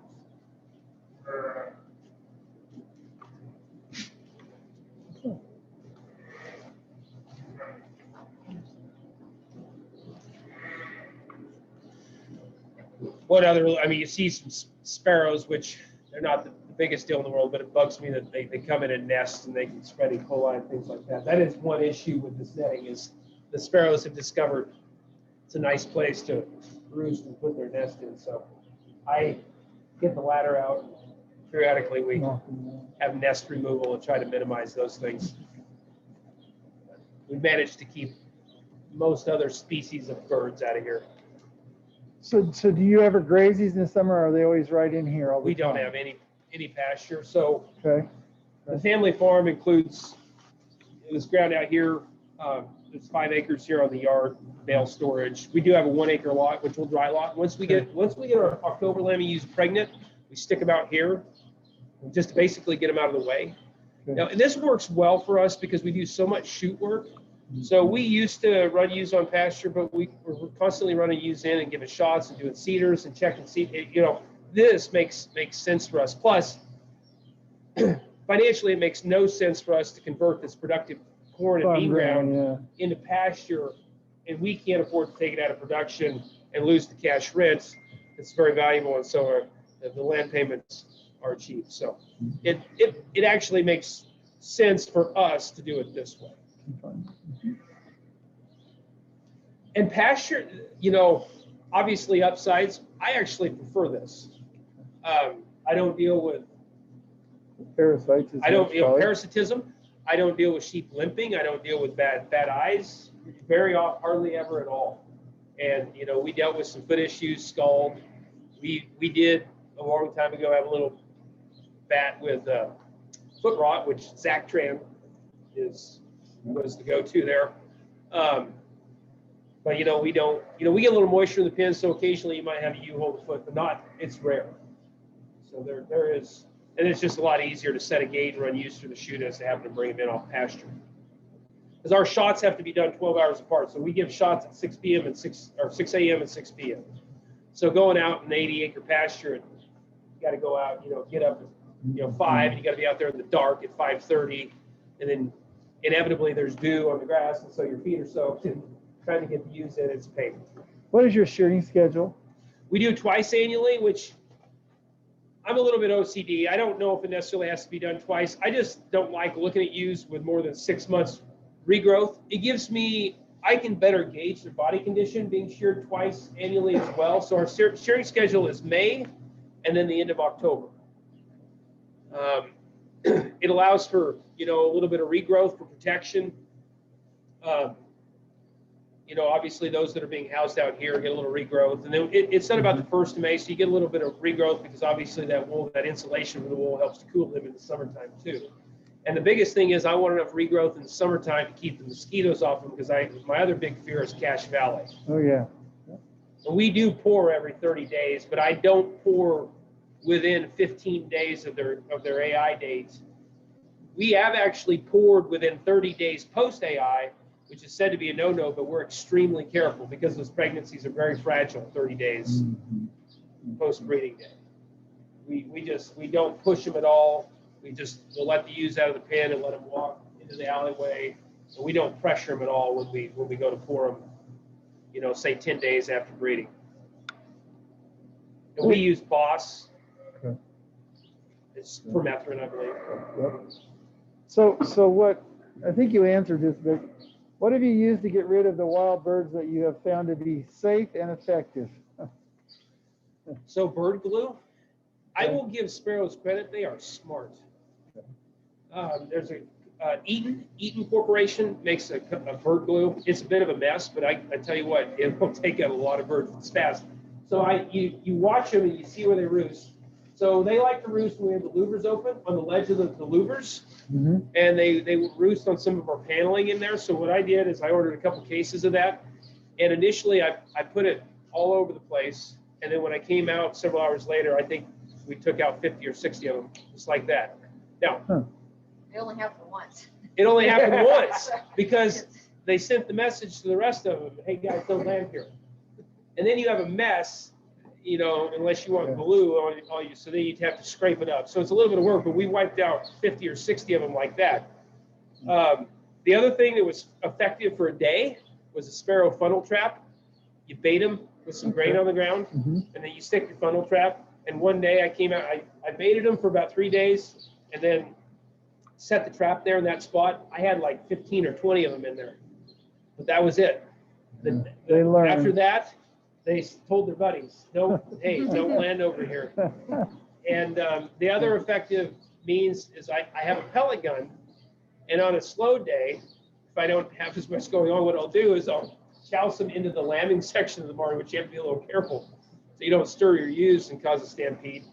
Pull the door down, and then if you just keep them flying, they actually wear down really fast and get tired. They can fly fast, but they'll tire, and you can walk up within probably 10 or 12 feet after you I just walk up and down the alleyway and they fly. And you do that for 5 or 10 minutes, and then you can walk up pretty close to them and just ping. And like the other day, I had a little bit extra time, so I took out 5 of them just like that. So you got to have a little extra time, but that's effective. You don't do it out. Well, I do sometimes, but no, I try not to because the pellets go through. If you can look up there, I shot out here once. Yeah. BB hole right up there. It goes right through the sheeting. Whereas in here, if you miss, it just bounces off the FRP board in there. And I figure there's not enough velocity on the BB, it's going to cause any harm to a ewe. So.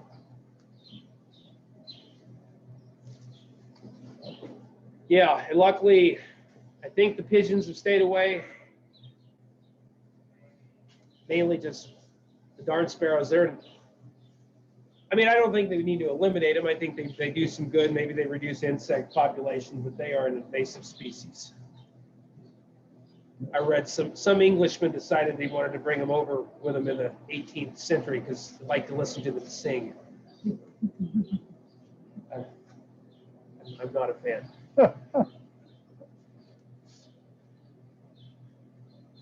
Well, what do you think? I think we're good. Is there anything else we have? I think we can. I don't know, I don't know if it's useful. I mean, we store the hay under cover. I know some people just pile the ground hay outside. I worry about spoilage, so we'll have the tub grinder blow it into that shed out there. We pull net wrap. I know some outfits don't pull net wrap. Net wrap is designed to bind to itself, and so I worry about it binding and eventually creating blockage. So we pull net wrap, which is a little bit of a pain, particularly on drier bales. The bottom third of it will fall out of the bale when you pull the net wrap off. Creates a little headache, but it's safer. We had a hay shed out front that blew down. We had like a 70-mile-an-hour straight line wind here about 3 years ago. And we took the sidewalls of that shed and we created a shade cover out here, and that's the protection that we have for our summer housing is the old sidewalls. We just set some posts to the ground and then just screwed. We lagged sidewalls down to the top of the post out here. So create a little weather protection for our outside lot pretty cheaply. And then that's just obviously 6-bar continuous fence and Mickey and I set posts every 10 feet. Somebody asked, what medicine do you use to treat for E. coli scours? Spectinomycin. Okay. Yep, 6 cc's for a baby lamb. It might need to be done twice. What I do is I actually put the treatment in warm blue ribbon electrolyte. And you do that once or twice and they'll be over it like that. Yeah, the main thing is prevention if you can, but it's hard because, you know, if you're at the end of a lambing group and things get a little bit soiled, you're tired, it's hard to exert yourself when you're exhausted. And so that's where we run into a little bit of trouble sometimes.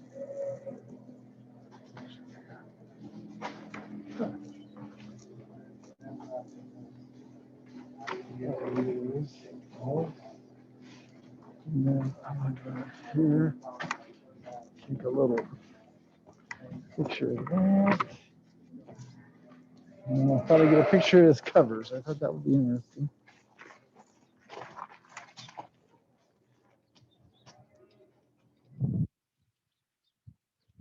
Covers.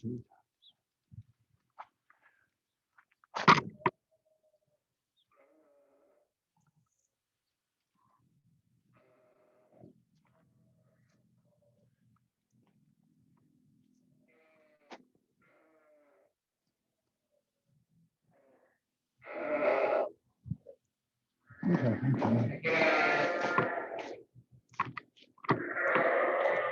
Sorry. I want to get a picture of hay pile and your pins outside.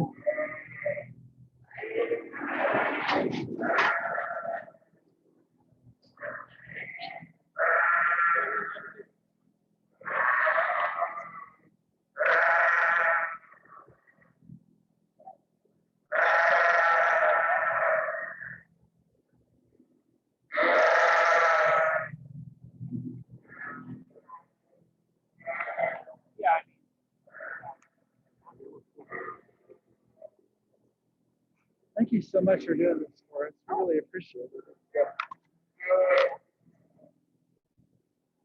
Nice, this is nice. Appreciated more after speaking out there. Yes, yes. I'm primarily in the lamping park, like weather, pretty spoiled. You guys don't worry about that. They are vaccinated, spayed, the whole 9 yards. Otherwise,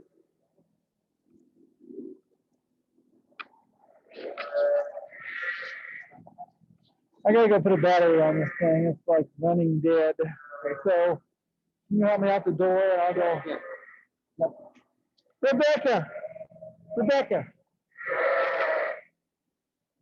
I'm gonna go. You want to?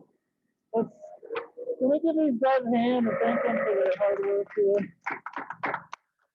My battery is running low and I gotta get plugged in. So. are you taking off? Yeah, I know.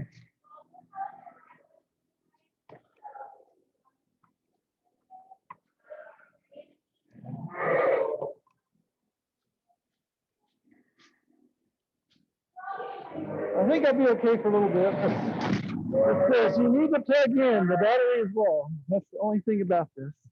Are you heading back there? Yeah, I'm gonna grab my stuff out of there and get this thing plugged in. If you want to, I'm gonna try to get over here and get. I've got a battery I can plug into it. I don't know why I didn't bring it with me.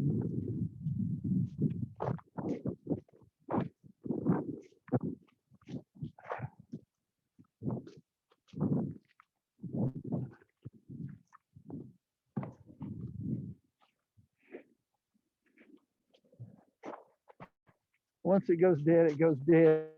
And I thought, well, if I can get over here and get this, keep it live, so I don't have to get on it again.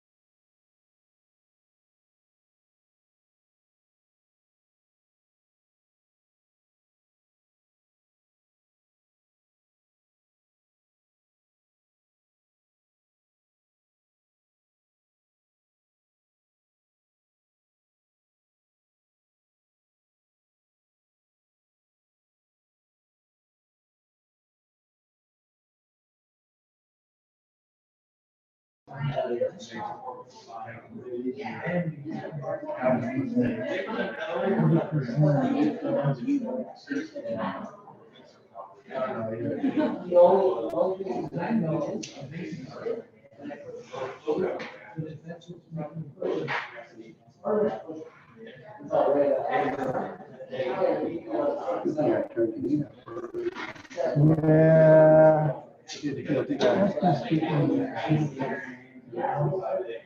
And then I got something over here.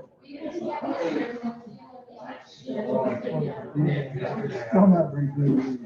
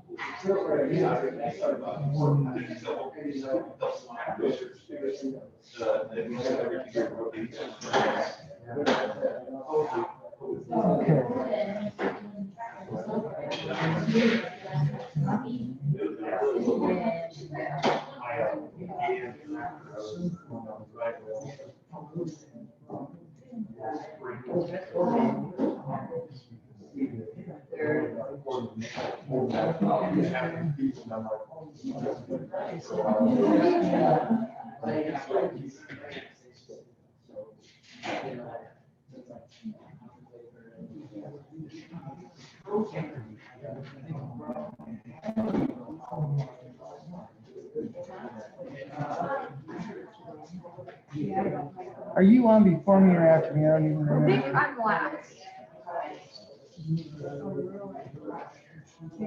We may have, I looked at yours, mine is a little different, but I've got some.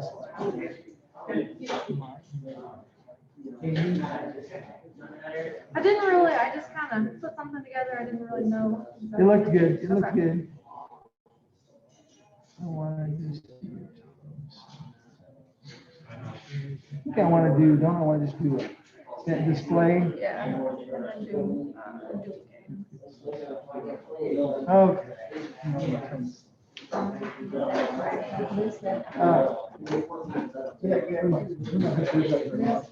Oh, yeah, that's fine. I have it on the flash drive. So. I don't know why it's going.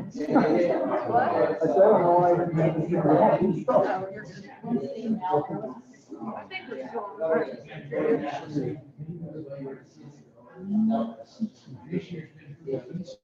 Yeah, shut some lights off front.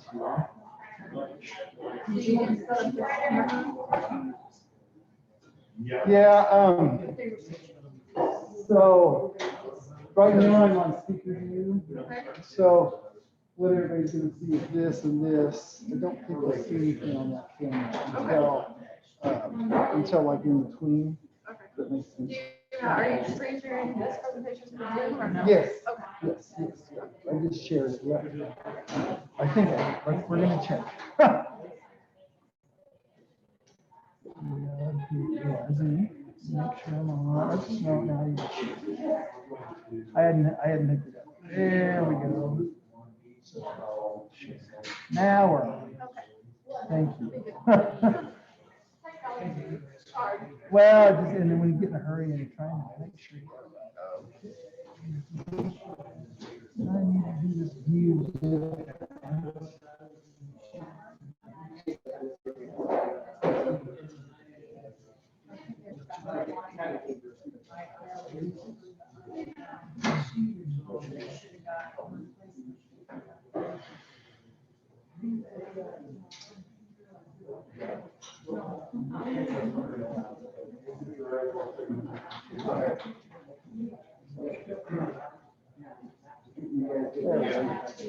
Okay, so that's.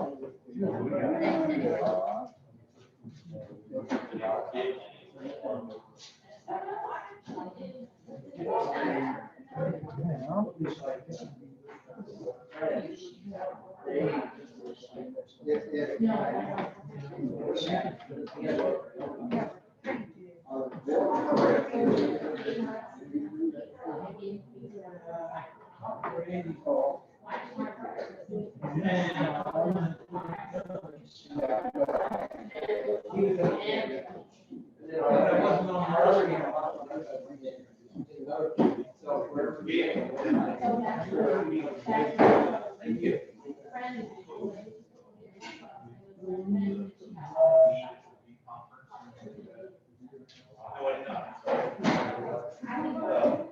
Getting right out of it, exactly, yeah.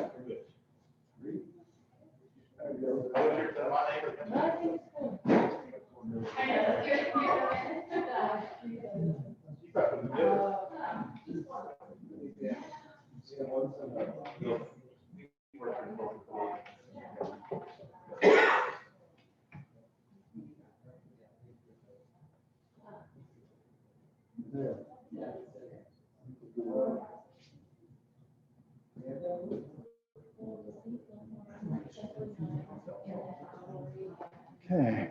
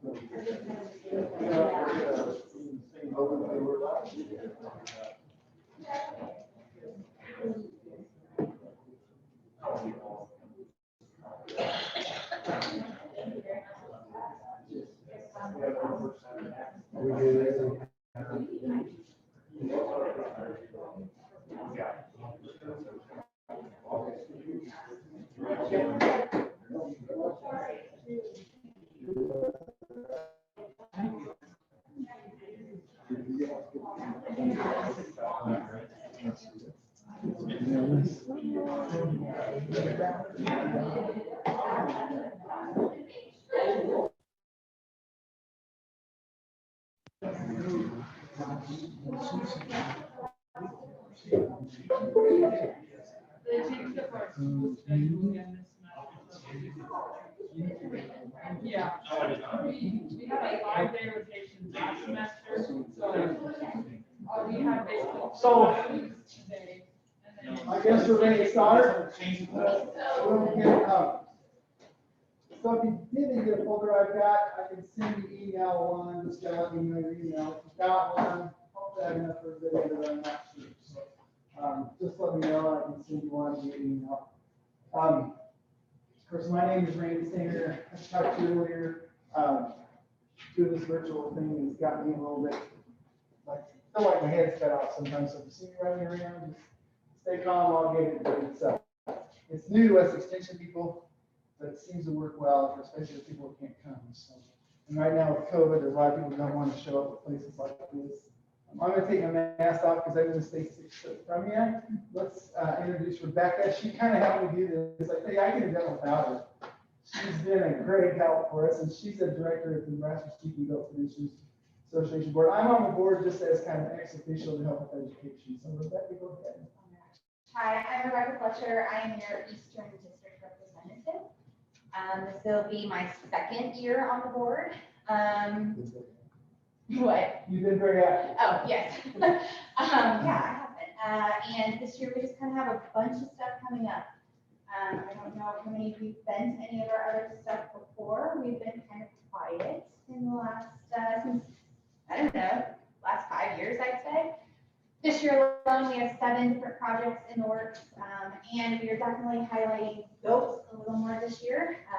Kind of one of my things that I thought we didn't do a very good job on. So we are hustling and trying to get back into that kind of area. I'm a really small producer out of Northeast Nebraska. We run 35 head of ewes. We have a seed stock purebred line of Tunis.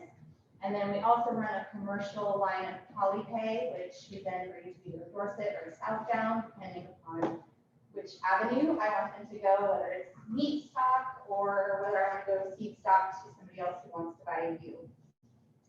We also have a very, very, very small herd of dairy goats. We run Nubian and Nigerian dwarfs. They're not anything super special, but we like them. They're fun for our kids, which they show at 4-H. And I make cheese and soap with their milk, so I kind of dabble in that area. I'm nowhere proficient yet, and I am not somebody who's probably has a ton of like super good stuff on that just because I started. But that's kind of where I'm at, and I'm really excited that we can do this. I'm glad COVID didn't get us completely down and the weather stayed good. Our other board member, Al, back there. Al, you want to introduce yourself? Sure. Al Weir, I'm from Columbus, Nebraska. I currently run 50 Nebraska. He's our kind of our past president a few years ago, and he's been very helpful. Al has been here when we've needed him every time, so we appreciate it. And he's another one of those guys I can rely on from Nebraska Sheep and Goat. We have other programs too. Forest Goat Expo is kind of part of Nebraska Sheep and Goat. It's a separate organization, but they are members of the Nebraska Sheep and Goat Association. So we've tried to get everything together. So I'm going to talk a little bit about getting facilities ready for lambing and kidding. There's my contact information. We do have a website for sheep and goats. It's under my county site because we really want to put it on the state level, but it's easy to get to. And you're going to hear Rachel talk, in a little bit. She's working on some guide sheets for Nebraska. I did one on goats. I have an EC on sheep submitted. I don't know if they'll get it or not, but we're going to try to get some guide sheets. And Rachel grew up in Texas on a sheep and goat farm. She's going to talk to you later on about care of kids and lambs. So it's all about kidding and lambing today. So I'm going to make sure people can hear me, so I'm going to turn over here. So a little bit about some housing for sheep and goats. If you're in the summer, you can kid out in these nice little huts here in the south where it's nice and warm and stuff. But in the wintertime, we're going to probably have heat lights. You can see here's a jug, a barrel that the kids could get into. They work really nice. You got a plastic barrel, you can make a nice jug for a kid. It keeps the dough out of here. It keeps the dough out of this light too. You got to be careful because they're going to burn down their barn. Some goats will shed it before they got to heat light. You got to be really careful with them on that. So I went to a local producer. This is Corfield, Sandhills Board Goats. They're in North Platte. I went out and took some pictures. There's their jugs, very low tech plywood. They use plywood to split them. They have little tiny doors in the front. They just lift up when you go in and shut them down. Nothing fancy about it. This is a creek feeder here. The big thing about a creek feeder for lambs to get into needs to be pretty narrow because those, especially yearlings, can get in there pretty easy. And so she has kind of a post here so that they can't bend around as much. I don't know if you can see that or not, but a post there that kind of helps the kids get by without the does. And they put straw in there. There, you can see a heat light in that one there. There's some of the kids eating in a creek feed there, like what we saw at the lambs and the other place. So really similar. Sheep and goats are not that much different. They're a little different on how we handle them. Yeah, shut those front ones off. I think they'll see them better. There, is that a little better? Okay. But you can see the holes are not. That is for a creek feeder there. It's not very big, right? The little kids can go in there and they can creep in there. They have it like just one little building. And then they have an outdoor pen where they go outdoors. Now they kid they try to do 2 kiddings in 3 years. So they get like 1.5 in a year. So they kid in November and they kid in May. And they're pretty successful at it. I've been amazed. They also sell registered stock. But she does a really nice job of getting them rebred. And so she gets she said sometimes on her yearling, she don't try to rebreed them just because they may be nursed down or something. But in most cases, they'll breed them. And she said not all of them will get bred, but they'll probably get 70% of them bred for a second kidding in June. So November and June is when they kid me. This is the lambing jugs. This is a guy out of we did a tour of this probably 8 or 10 years ago at Ravenna. And this is his pins. He's got a little heat light in here. It's another picture of some triplets he had. It's a building pretty much like what we saw today. It's made of all wood. The pins are all wood. This is just a premiere one I think I've got a picture of, kind of similar, a little bit like we did today. And there's another one with pins. But these were just wood pins that they put in. What he had the ewes all running in one lot. He catches one getting ready to kid or lamb, he'll put them in a jug. And that's how he did. And left it in there for, like they said, 48 hours. Some people turn them out in 24 hours, 48 hours usually to 52 somewhere there. Oh, and then this is some of the sizes. You got that on there, 4 foot by 4 foot for small ewes, and then for big ewes, 4 by 6 or 5 by 5 for large ewes with multiple births. So the more lambs they have, you have to have a little bigger pen, right? Or just kind of makes sense there. This is Bruns there in North Platte. I had them take some pictures of their barns. Their son won champion market goat this year at the state fair. He said the big addition here was their cameras. They used to have one, now they have two. They're $35. So for $70, you can see the whole barn from his house. And he said that's really been helpful for them. This is some of his lambing supplies. I have some more pictures of those, and we'll talk about it individually as I go through this. That's his creep area. You see, he's got a heat light in there. So the lambs are pulled in there away from the ewes at night.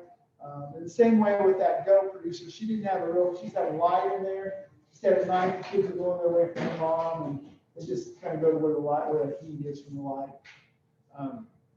You can see the cameras here, and then they've got like lambing records of what it's out of. So they have like a whiteboard, and they just write down what lamb, when it lamb, and then they can transfer it to a piece of paper. It works pretty slick for them, they said, and they have a nice setup. It's an old horse barn is what they're in. So it's nothing fancy, it's just a horse barn. So that they've adapted for lambing and kidding. And they have both sheep and goats, more sheep than they do goats. Here's another picture of their drop pen. You can see the land. They paint their ewes on numbers, so like when they put them out, you can tag them or paint them, but they paint random so they can tell what kid goes with, or what lamb goes with what ewe.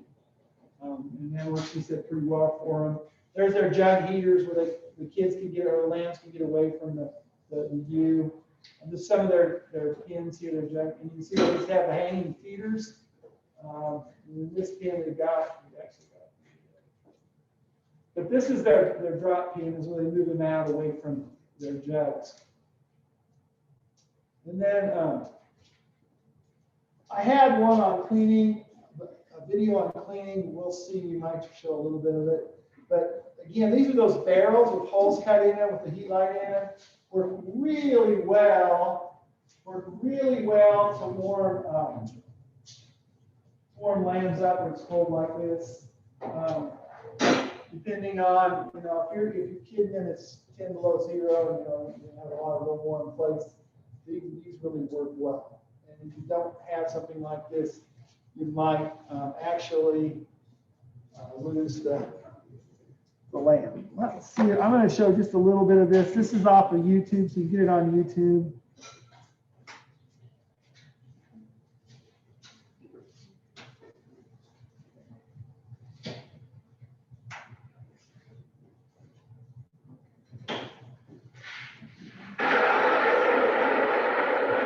So she's just cleaning the barn. I want to show is this is a cement barn. Show it on my video, but not on me.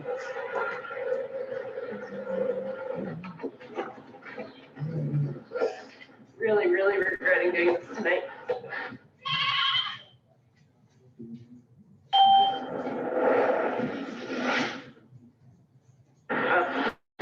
We've been working around the clock trying to get corn harvest figured out. It's been stressful. It's been stressful for Mark, stressful for me. However, it's a rainy day. It's actually late in the day. We did corn all morning today. The dryer's full and it's raining. So I'm going to take advantage of this afternoon to start cleaning out these pens and preparing for my next lambing group. These are the ones that I just cleaned. I'm going to swap pens with the ones that are sheared over there. And they're going to be reunited with the rest of their gang back here. I'm going to clean this all out, and this is predominantly where they're going to lamb. I was thinking about maybe. Okay. There we So go. go back to your Zoom really quick, Okay. and you'll have to hit share screen. You'll have to share the actual, this one of these. Or you can do screen one and then it'll go back to the presentation, or it should. Like this one? Hit share. Right there. Sorry. No, you're okay. You can tell him. No, it's okay. Okay, and then you can scroll up and it should be able to play on that. Okay, But so- it's not playing up here is the issue. Okay, it's still not, okay, let's do. Let's try the other one then. Okay. New share. Let's do. It stopped, right? Okay, now let's go back up here. Where do we do share? So maybe leave this. I think this is okay for Zoom. Okay. Go back to your PowerPoint. And then just hit escape. And now you should be able to go to the YouTube video.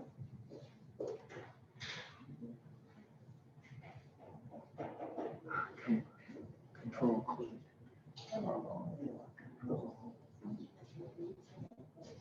Okay. Doing it? Yep. Okay.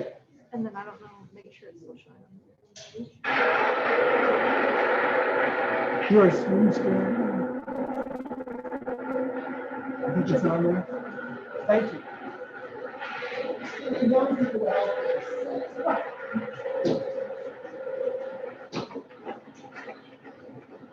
So notice that she's putting all the gear out there.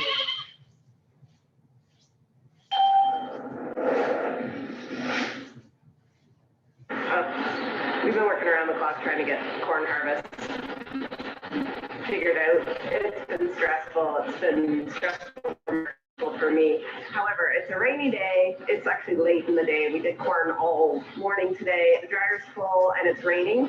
So I'm going to take advantage of this afternoon to start cleaning out these pens and preparing for my next lambing group. These are the ones that I just weaned. I'm going to swap pens with the ones that are sheared over there. And they're going to be reunited with the rest of their gang at the back here. I'm going to clean this all out, and that this is predominantly where they're going to lamb. I was thinking about maybe using some of this pen too, but we're going to see. Either way, I'm going to clean out this pen today, and I'm planning to clean out that pen tomorrow. So it's a 2-day clean out. All next week, I just want to get everything organized for my next lambing group, which will be the week after that. The stuff we need to clean out the pen is my bobcat that gets used for everything. We also have this grapple bucket here, and it is amazing with sheep pack, because the thing about sheep manure, it is really packed hard. So this is maybe not the best spot, but in where they are, they're like little hammers. So their little feet, they just pack every square inch. So the whole pack, as it just keeps layering on, it just gets harder and harder and harder. So that grapple is the only thing that really gets a good grip of that manure and pulls it out nice. So I will take the grapple and clean out this whole pen, and then what I'll do is I'll come back after with the bucket and clean up all the edges around the water bowls, along the feeder, and then whatever's left after that, I grab actually just with my scraper. So first of all, I'm going to move some sheep around. These guys are going to go in the center alley. The guys at the back, I'm just going to put at the back of this pen. These guys are going to stay. And then at the end, when I'm all done, these guys are going to swap pens with that pen. So we're going to get started now. And it'll be dark when we're done.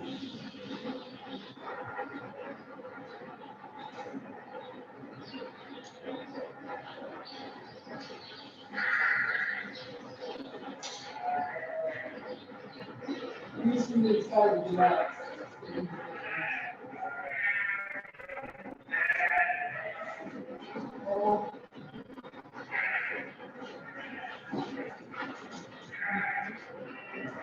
They're ridiculous.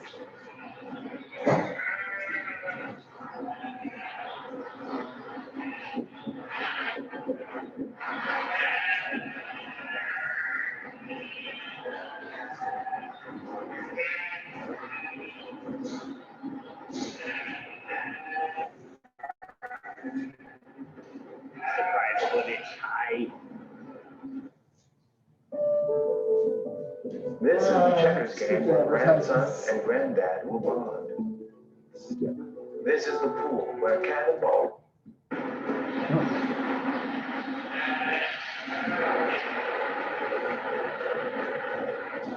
So I know he had a seed store, somewhat similar to that.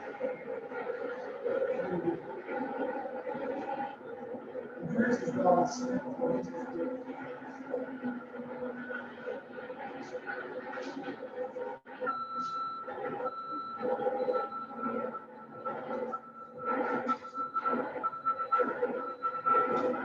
you want to raise the water, skid steer, this kind of skid steer, will go well.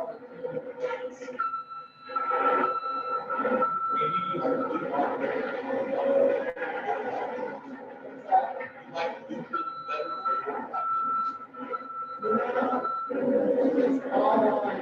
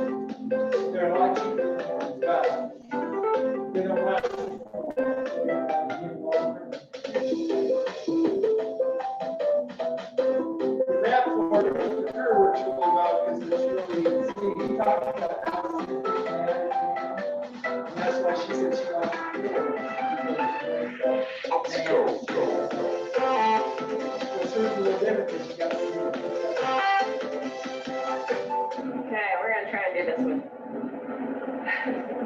I'm literally holding the tripod. We may not watch all this, but just kind of get the idea. So here we go. I kind of do one side, grapple. That's it. This is not a lot of Kind people of sauce.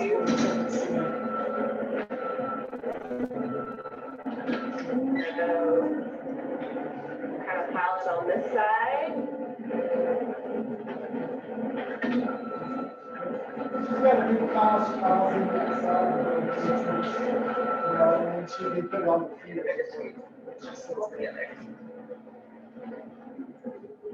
The big thing is, notice she gets the. And we have it. Every side. Bacteria. Viruses down. Just careful as I can without hitting everything. That's kind of my point. This is a pretty annual equipment, but it's going to be pretty expensive too. But notice her husband as a farmer, they have a farm, she doesn't shoot. Discard on my manure pile. Now this manure pile, it will likely stay here till, spring hopefully. We don't spread on snow. So this is kind of where it'll have to go until we can find somewhere to either stockpile it or spread it in the spring when the conditions are conducive. So they were told. So there you go. That's kind of what you see from the tractor seat. We're not gonna look at the light. You see your feet setting like kids watch, kind of spot for that. Of course, your pins are nice. Okay, I've got the rough kind of taken out, but right now I'm going backwards because to get the water holes cleaned out, I have to come in at the pen backwards to take out all the manure that's tucked in behind it. So I'm going to do that right now. I'm gonna look at this is like a rear view. That's pretty sweet. She's got pulled away. I am pretty infamous for hitting leaves and whatnot, because I get tired doing this. And I should not have started the job today because I have had very little sleep, but knock on wood, so far I haven't wrecked anything. 6 minutes here we go. I'll show you. Okay, so this is how I have to come in. Okay. I notice there's more moisture there. Notice your house is This is how I have to come on the water. Yeah, this barn, that's that little Because that's moisture. that, that's the way I come in, but to get to the back end, I have to come in backwards. That's why I have the moisture. So that is canvas, it's called that too.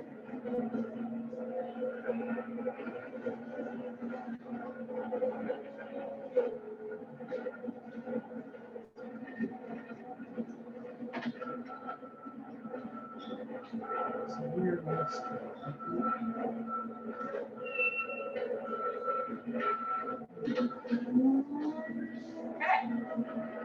So I think we've watched enough, but I just wanted you the idea of how, you know, that you can clean them out, and if you get the right equipment, like, it works pretty slick for you. Now, if you got a small herd, you probably can't afford it, but if you've got, similar to what we saw today, a large herd, that equipment works pretty nice for you. We're gonna go back to my talk here.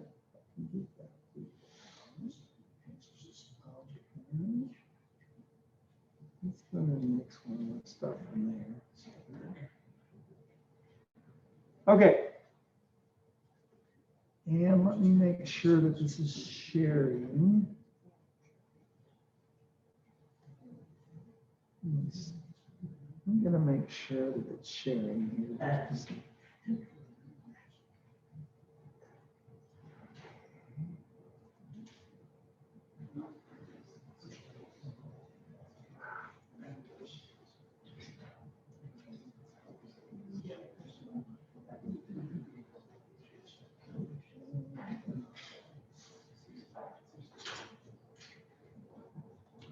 Just a second here.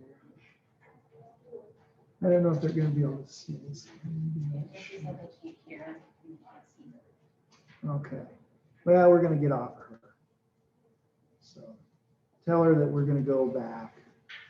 Yeah, I was afraid that might be. I wasn't. Okay. Ask her if she can see this.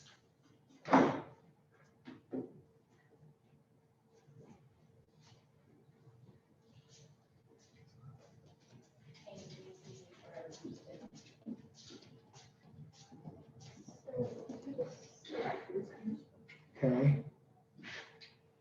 Back here. Oh, okay, we can read that. Or we can just get on camera and do it. Once they kind of have a break. Okay, I will. It's on. It's just And then right. It's I'll this answer one, those. isn't it? There. Okay, scroll to the top. Okay, should pop down. Yeah. If anybody wants any more enamel lasagna, please help yourself. I tried to serve the first one due to COVID. Now you guys can go do it.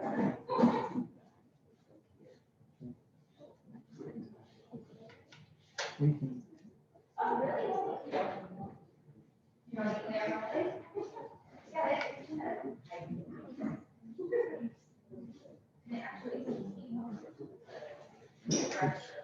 You start. It's brought here right here. That should be it.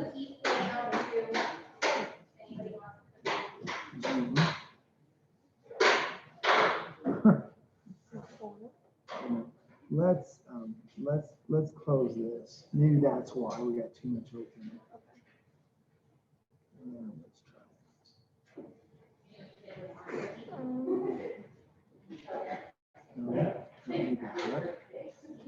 Are you a host? Yeah. Oh, okay, so you can't get off and on. Well, I can come back. Yeah, I can. Why is there 3 parts? Here we go. This is. Yeah. There you go. Okay, now. Okay, so now you can screen share again, and I would just do the screen. This one? Yeah. Should we go now?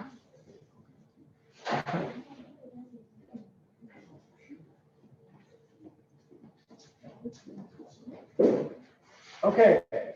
Whoa. Let me go back through here where we're at.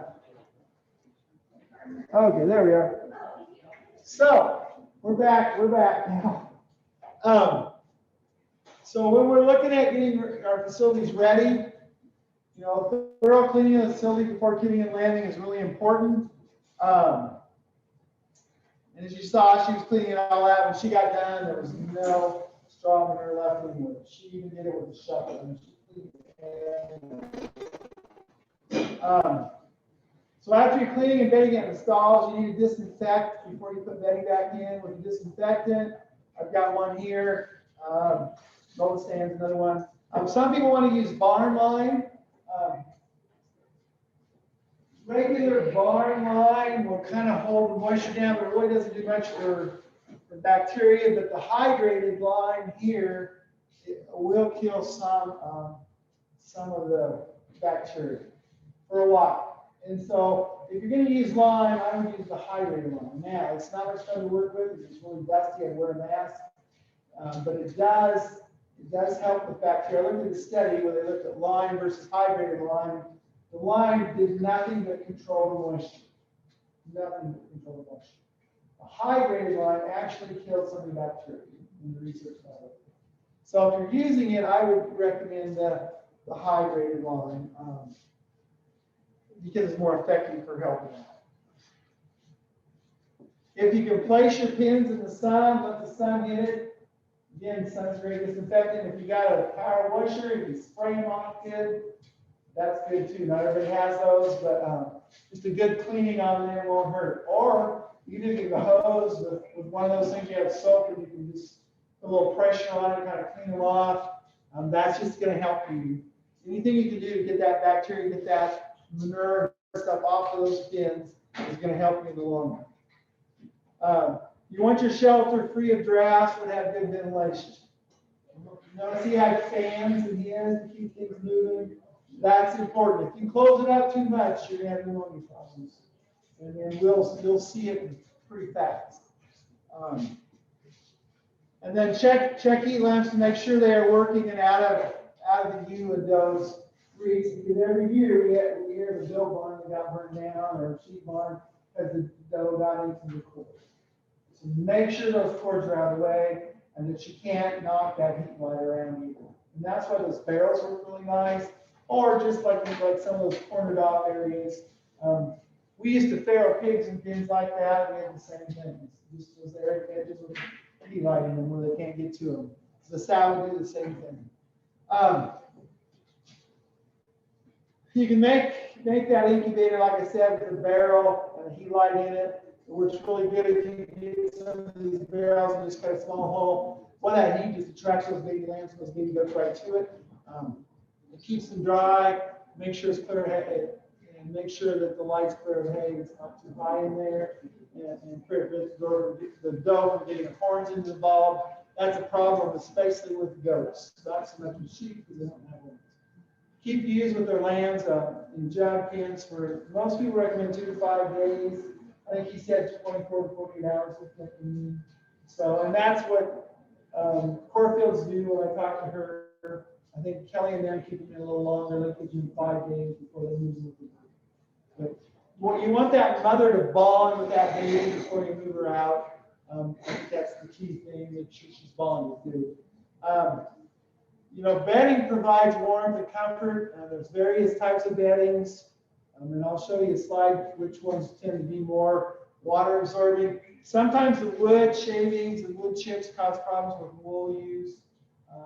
So you want to be careful of that when you have sheep that are good wool producers. But for goats, it works fine. But I do know that Bruns's was doing it, and they had a goat that was allergic to wood chips. She would break out every time she had babies when they had her wood chips. So they went to using straw sometimes. Creep for sheep should be no wider than 7 inches. I didn't even look at his to see, but I think it's pretty close to that. These look like they're but no more than 7 inches. If you do, you're going to have some of those yearlings get in there and some of those goats. So you want to be kind of careful of that. This is just some of the livestock bedding alternatives. Wheat straw is pretty good. In our area, everybody wants to keep the wheat straw in the fields, but to get more moisture in the field. So it's hard to get straw in the western part of the state.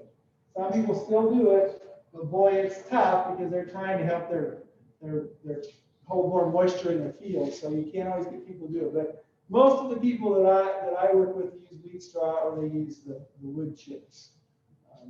You can see oat straw is really good absorption.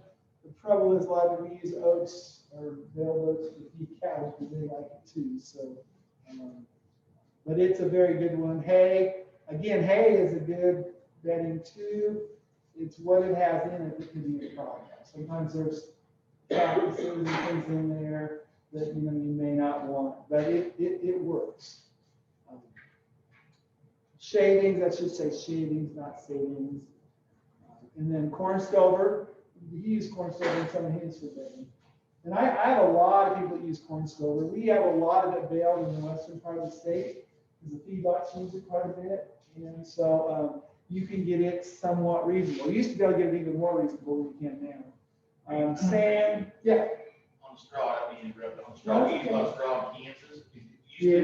There's a lot more barn cough because it's dustier and everything straw. Right. So we've got away from that and gone more to corn stalks. It seems like we did cut that down. Everything on the barn cough.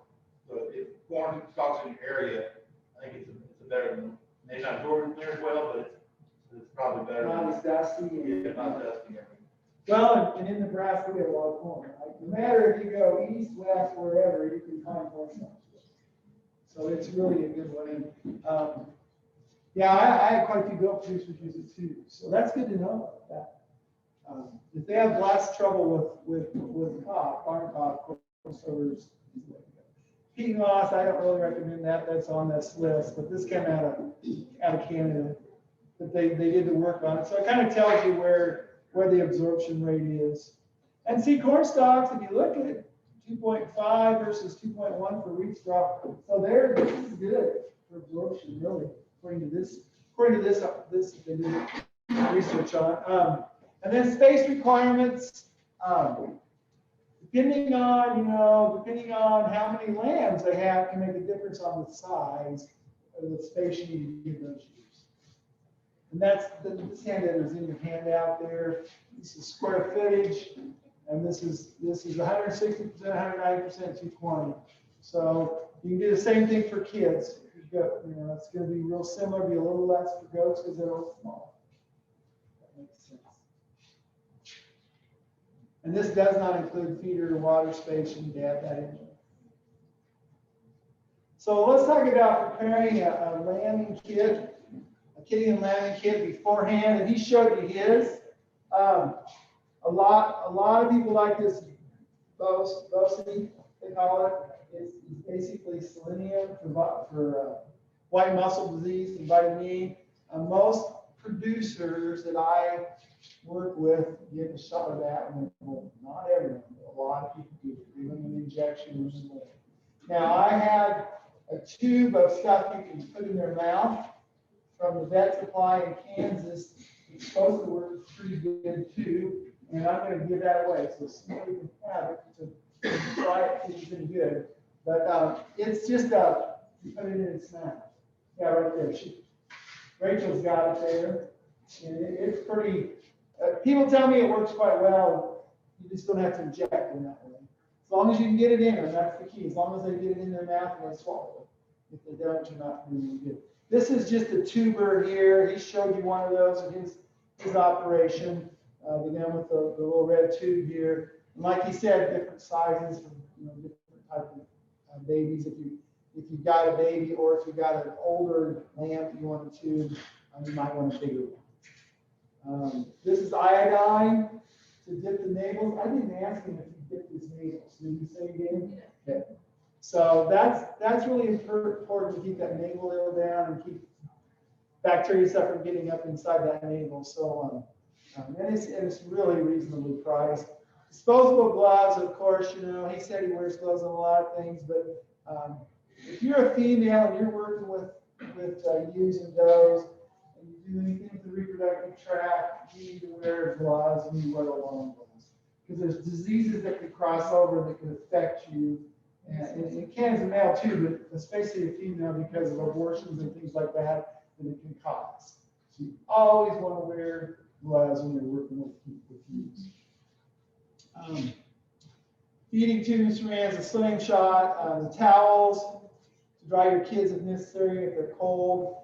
A tagger, if you want to tag them. You know, Bruns's, they use that chalk on theirs. It lasts for a little while, long enough for them to know who belongs. The scale for taking birth weights, plastic nipples for supplementing. This is a kid puller. You can put it around the kid's head and you can pull them out with it, or a lamb's head. That's what it's used for. Most people recommend having that on site. And this thing's a vitamin D rich form. OB lube is nice to have. You have to go in that U and pull it. It's going to make it more slick. It's going to be better for her and for you both. Lamb milk replacer, doesn't hurt to have a little bit of it. Any kind of milk replacer, just it's better if you can milk the mom out and use her milk first. But if she has no milk, then the milk replacer. And you can also get some colostrum type capsules, or you can freeze it. This is just an ice cream, or this is just a ice cube tray. And on that ice cube tray, you see a little piece of milk in there. It's just frozen. You just freeze it in your freezer and you warm it up for the baby when it comes. So if you got to use, it gets a lot of extra colostrum, you might melt a little bit out and save it for the ones that don't have much. And it really works good. You warm it up. Be careful in the microwave because it can strip the proteins. It can unwind them. So it's better to put it in hot water and warm it up. Just don't get it too hot. That's the key. We don't want to denature the proteins because there's a lot of good proteins. Antibodies are proteins. That's the key. Yes. What I use is like a Ziploc bag. And that's You another put about 8 ounces in a Ziploc bag and lay it flat. You put it in the freezer. It's real easy to warm up. Put it in warm water. It warms up real quick. Yep. And I've heard a lot of people using that. We use that for our camps too. Yep. So there's another way. So there's lots of good tricks for that. But boy, colostrum is something everyone should have a little bit extra. Because you never know when you're going to have problems with you or a doe. And if you got it, it could save the baby's life and make it a more productive animal in the future. Because it gets that you got to get that antibodies in there, and you need to get it in within like 6 hours. And the sooner the better. You don't want to fool with it if it's working fine. If you notice in 2 to 3 hours it's not doing anything, you better take care of it. Because you don't want to wait too long. Because what happens is those intestinal holes close, so it can't get up into the animal system. It just goes right out through it. So and when it's born, it has a lot of holes inside the intestine. I'm making kind of a broader sense of really what it is. There's little holes in there that allow those antibodies to go in the animal. When it gets further along, those holes close. And that's why you don't want to wait. Because once they close, you're not going to get any antibodies into that animal. You're going to bathe the intestinal tract, which is not bad, but it's not going to really help it from getting disease. There's just a stack of towels. There's your Bose. The needle to sew up prolapses or anything like you would have like that. This is a rectal thermometer just to check their temperature. The best thing you can do is if you think an animal's sick, take the temperature. See what the temperature is. That's going to tell you if it needs some antibiotics. And usually the temperature will be right, it'll be there pretty fast. I work for the research center and we never did it at home. And when we started doing it, I work with the pig side, but we always, when the animal looks sick, let's take its temperature. And usually, you know, you can kind of tell if it's unthrifty, but boy, the temperature will tell you right now. So you can do that. Also, some of the vaccines you can give. So ear tags, a pocket record keeping book if you like that. You know, we do that for our cows and our calves. We can write down the mom, the tag number of the baby, so if we need to go back, or if it's sick, you can write it down there. Those are pretty nice. Propylene glycol or molasses, again, what's that for? That's for pregnancy toxemia. You want to make sure you get that into them right away if you're seeing pregnancy toxemia. Calcium borogluconate is another one, 50% dextrose. Syringes and needles, bearing retainer spoon or collapsed harness. Rubber gloves, protective sleeves, of course, we talked about that, OB lube. Nylon rope or snare or leg puller. Even if you don't have a regular floor like I showed earlier, towels, rags, antibiotics. You know, you heard what he gave his when there's issues, and Caroline's was one, big one, LA200, one of those. He used that quite a bit on his. Oxytocin is nice. It helps with milk letdown. If you got any who's having trouble with that, it's going to help her let the milk down. Also will increase contractions a little bit in the uterus. And what happens is when an animal, so when you have a breech, a lot of times the animal will put cushion. And the reason they will, when that baby comes up through the canal, this is what I've read, is it touches that pelvic area, which affects the oxytocin. So it increases oxytocin. So sometimes you'll see an animal kicking its belly, you won't see much happening. Well, that's because the animal's not got up into that birth canal to cause that to really, cause her to really start contracting. And you'll see that sometimes. And that's an oxytocin issue, actually, because that stimulates oxytocin once it gets up in that birth canal. But of course, if you've got a backward animal, you're going to have to turn it around. You have to go in there and work its way around, and you got to be careful. I think you got some pictures on that in the chat. So we're going to talk about that later. I don't want to go further on that. Iodine, of course, for the navel. We talked about frozen colostrum. We talked about the feeding tube, milk replacer, bottles of nipples. I showed those already. A scale, if you like to weigh them. A lot of people want to know what they're weighing at birth. Halter, of course, that we can halter with you if you need to, if there's problems. Of course, your irritation. If you look at high intensity kidding, you want to move does from dugs before kidding. So a lot of times, like what the one guy does, when they start lambing, he'll move them, he'll wait till they start lambing and he'll move them into the did he say today when he did that, did he just when he started seeing them start lambing? He said that he let them drop in the drop pin and then about 3 or 4 hours later. Put them in there. Okay. So everybody does a little different, but the key is to get them away from everything else so they bond with the babies. That's the key thing that we want to do. We said the iodine and the Bose, which is just a selenium mixture. Make sure they have clean bedding, hay, feed, and water. And that's kind of the clean bedding is really important to keep disease down. First, you want to make sure they have some feed and some water so that they can. Remember, milk is a lot of water, right? So you've got to have water to produce water. So you make sure they have plenty of good, clean water. Ear tags. Some people ear tag it away in the nursery pens or once they get out of there.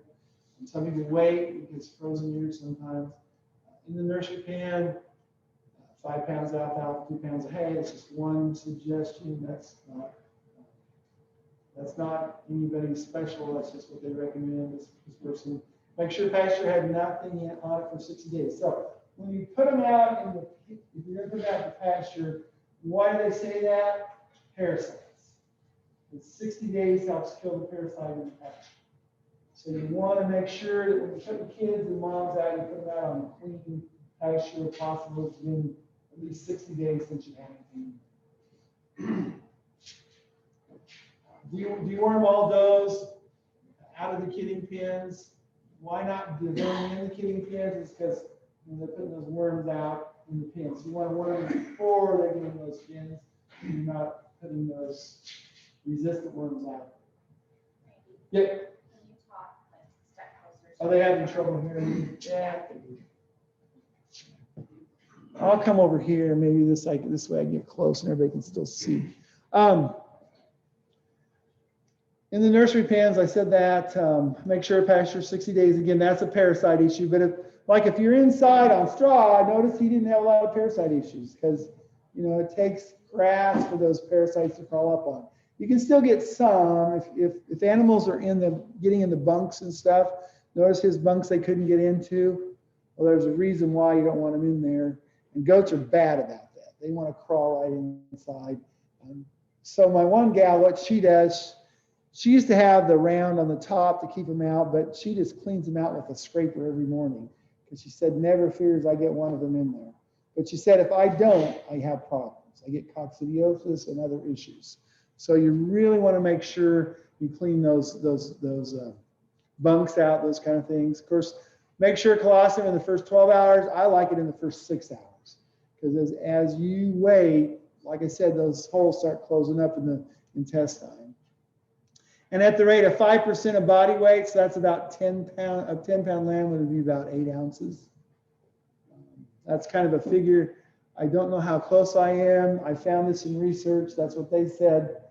Anybody else have any other experience? Is that about right? That's what they recommend from the research that I found. And then check each ewe's udder to make sure the lambs are using both sides.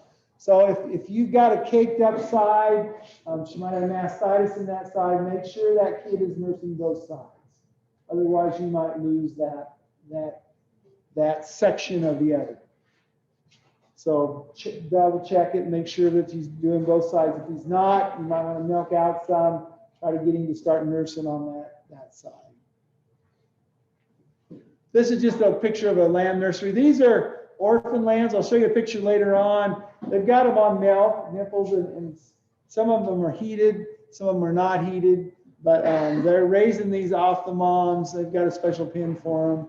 This is just a nursery pen for does and goats that I found, and of course those nice little ones that Rebecca like. I think that's their breed.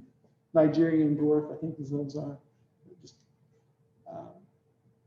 So a lamb nursery, we talked about this earlier. So it says, so this is a bucket here. They can do 9 lambs per bucket. They've got nipples coming out of it, but no more than 3 lambs per nipple. It's even better to have 1 lamb per nipple. That way you're not spreading the disease between them. What they said is start with warm milk, but if you use cold milk, it controls their intake like the ewe would do. So work them over to cold milk, you're gonna have less scour problems. So if you can, docking tails, if you got these bum lambs, you probably want to wait till they get older because they're already weaker, right? And so wait till they get older before you do them. Pneumonia seems to be the biggest problem with orphan lambs. Again, it could be due to that they don't get enough antibodies in the milk. That could be the reason that is. And then marketing lambs that are treated so they can be washed. So you put and I like the chalk, you use extra back, you use a different chalk every day, so you know how many days you give them that treatment. Usually we do 3 days, depending on the drug. Some drugs you only do 1 day and it lasts for a while. So this is a picture of one of our new sheep producers in Nebraska down there by Custer County. Worked with him, he brought in 1,000 ewes. You can see him out here in his range here. He also brought in a worker from Ecuador. We're having trouble right now getting those workers because of COVID, but I'm hoping that will change. But this guy actually lives in here and he takes care of the sheep. We have a guy in the West that does that. So if you're wanting to go big time, and then they kid out on the range in May. And so they have to watch them pretty close. They do lose more by kidding in the range in May because you get some cold rains. But you can see this is some of the ones that he raised right here behind him. The cattle producer has like 1,500 head of cows, and all he did is add 1,000 head of ewes, and he hasn't changed his forage management except adding ewes. So why would that be? Because sheep eat different. Sheep eat different plants than what cows do. There's about 60% crossover, but this makes him pretty productive, right? Because he's producing more pounds of meat off the same operation. And that's kind of what I've been trying to promote. Doesn't work for everybody, but even if you have 100 head of cows, you can have probably 100 head of ewes or 100 head of goats and still do the same thing. Yes. Frank, we did that last year on Angus cows and Rambouillet ewes out of Montana. Okay. Those cows actually protect those sheep from predators. And they kind of buddy up. The only problem we've seen is you got to make sure you have plenty of adequate water. They'll go water together. The cows and the sheep drink. When the cows leave, the sheep will leave also with them sometimes, and they don't get enough water intake. So you got to make sure you have enough adequate water for everything to be able to drink it. That's one issue we've seen. That's good to know. Now, with his operation, he's doing a lead or follow. So either the ewes go ahead of the cows or they go behind. Okay. But if you're doing it together, the thing is, he has a lot more kind of problems than you probably do because of the cows protecting him. Because he has had some issues, and he's got four or five guard dogs for the ewes up here, and then he had 2 or 3 down here for the babies there. We were running 2 ewes per cow, so we ran down on Flint Hills. Okay.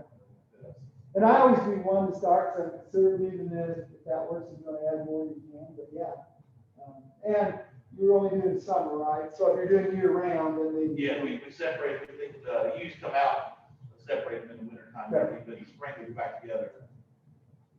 But it really gives you, and so my thought is, with this kind of a deal for producers, you know, if you have a kid that's coming home and you don't want to do this with this guy, you know, you could have your son. Now, he may not be like this guy, stay out with the goats, but he could still run the sheep herd, and you can do the cow herd if he's willing to do it, and you can probably make a living for him. Because bringing somebody back with 1,000 cows may not be the way to make a living. You may have to find another way of adding income. And so this is one way to think. One of the online people wanted to know, do you recommend deworming ewes after they leave the lambing jug or while they're still in the jug? The challenge is they recommended, the people that I worked with here recommended after the jug. The problem is the babies are older and they might pick up some of the worms. I like worming them before you put them in the jugs. Before you can. Because what happens when they get close to kidding, you gotta be careful with that, because some wormers you can't do that with. Before they start kidding, the level of parasite resistance in that ewe goes down, or lambing goes down, same way any goat. And so they're more affected by the worms right before they kid or land. So if you can get them ahead of time, I would rather do it then. Does that make sense? And then you're probably going to have to do it depending on your pasture and what's happening in the environment. So if you have a heavy rain in the spring and May, and you've got forage up, up like this, you're going to get worms in about 5 to 6 weeks. So you better be ready. If you're not, you're going to lose a goat. Now, lamb, they're a little more resistant. They're not quite as susceptible as goats. But in Missouri, I could just tell. People would call me, Randy, I'm losing goats. I'm like, did you worm them? No. Well, what happened 6 weeks ago? 5 to 6 weeks ago. We had a heavy rain. I'm like, okay, that's why. That's about usually when it happens. So if you can kind of watch, you can manage your animals that way. Does that make sense? I guess so. Good. They haven't Is said there, anything is back there yet. any other questions they have? Because I can't see them Oh, yeah. online. Check with them and see if they got more questions. Shall we get you out and we'll get. I can pull the chat up for you.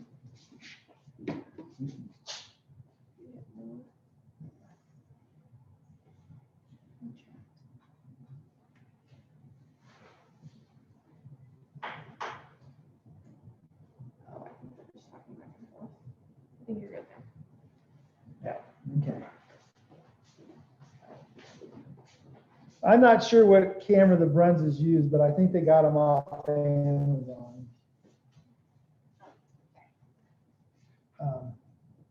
They were $35. Some people spend $75 on that, but they did not. When the red panels catch them at Birch's, didn't hear him say. Catch them, yeah, that's correct. I'm just trying to.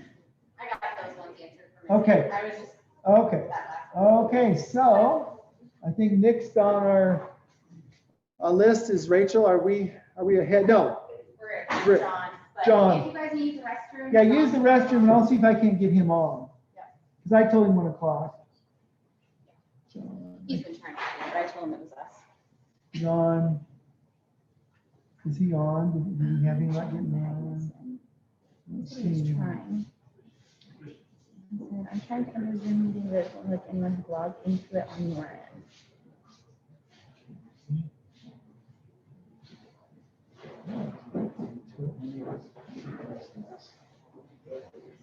And then Missy wants us to do our introductions again in front of the camera because they couldn't hear or see us.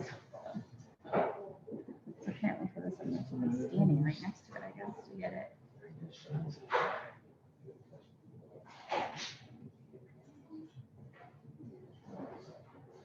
I don't know if they want me to do lunch, but I'm sorry. Okay, that sounds fun. And there's pieces back there for you guys too. So let's tell him, we tell John, tell him to get on and I'll accept him. I think he's gotta be accepted. And they don't think he's accepted. And tell him I have to accept it. Or he can use that code.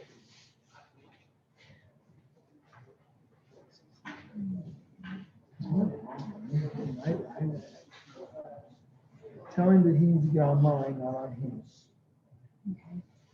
When I sent you, it's the one with the Zoom link.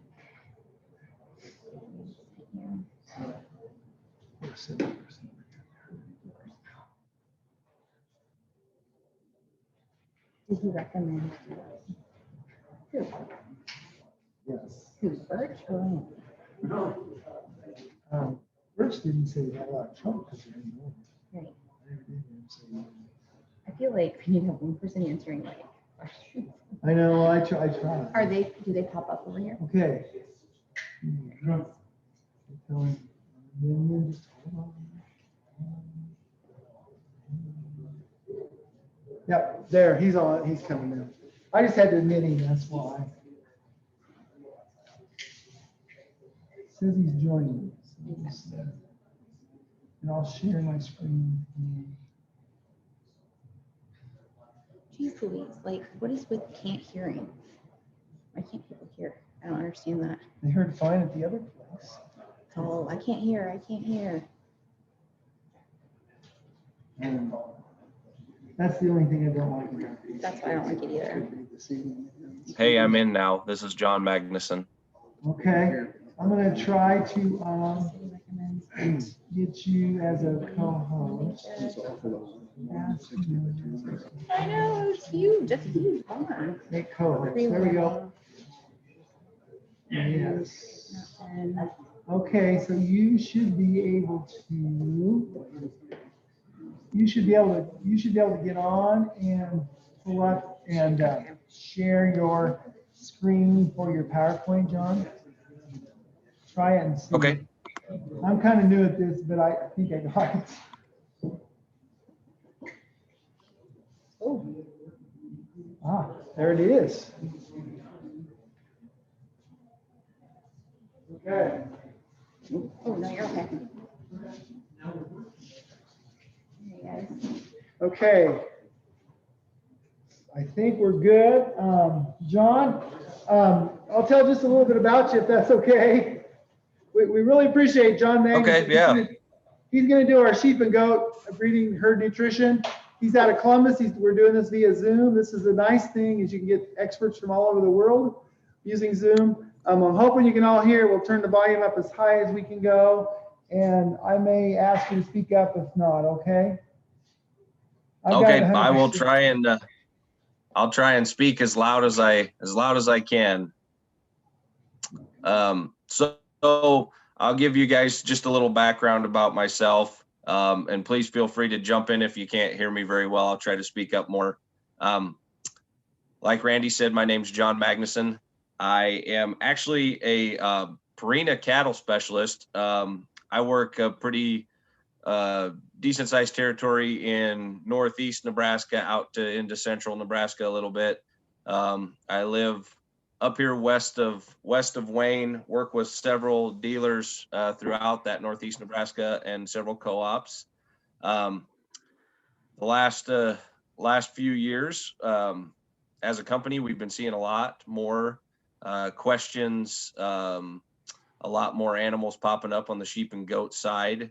And this being asked to speak at this actually really was great because we've been taking a focus on sheep and goat and trying to continue to be innovative and keep our knowledge up John? to date on the sheep and goat herds. Yes. I'm gonna try to, oh, they said volume's great there, okay. Okay.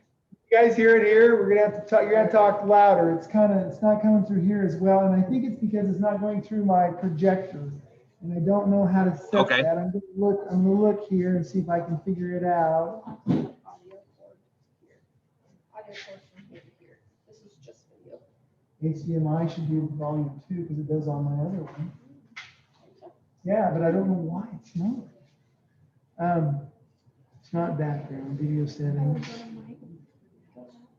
Okay. Epson, there you go. I think we got it figured out, Mont. Go ahead. Okay.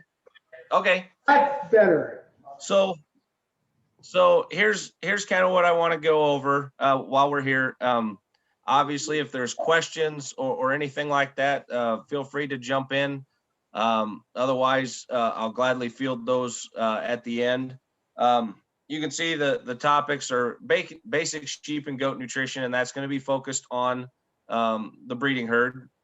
I'm going to go through a few key sheep topics, then move on to goats, talk a little bit about some sheep and goat products, and then just go into some trial opportunities and move into questions. This is one thing that's been interesting that we've looked at as a company is this is actually USDA data, and it doesn't include any, what would be deemed a lifestyle segment. So acreages that just have a few head, things like that. There's over 5 million head of sheep in the United States, 2.1 million on the meat goat side, and over 400,000 on the dairy goat side. So there's an opportunity to jump into those markets as a producer and expand your herd or get into goats, either side, or sheep. When you look at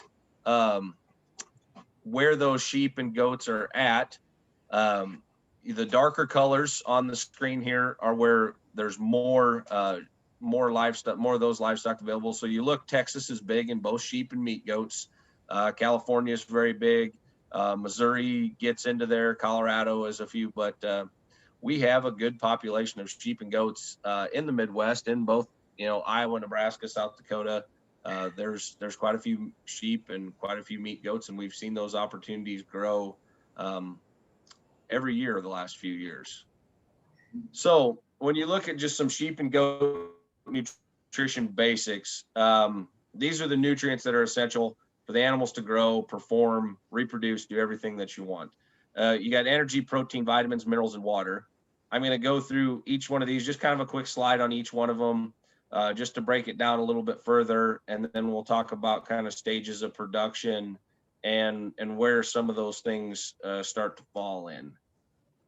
So when you talk about energy, in a small ruminant like sheep or goats, it's the most common limiting factor in the small ruminants. If you don't feed a diet at certain stages of production that's energy dense enough to meet what their ability to consume is, same with protein, but we're talking energy here, you need to be able to provide an energy dense enough diet that they can eat enough of it and hit all of their energy requirements. So, anytime there's an energy shortage, and you can be short on energy and the animal can be eating to their fill if you're feeding like a low quality roughage or something along those lines. But, energy shortages obviously lead to decreased production.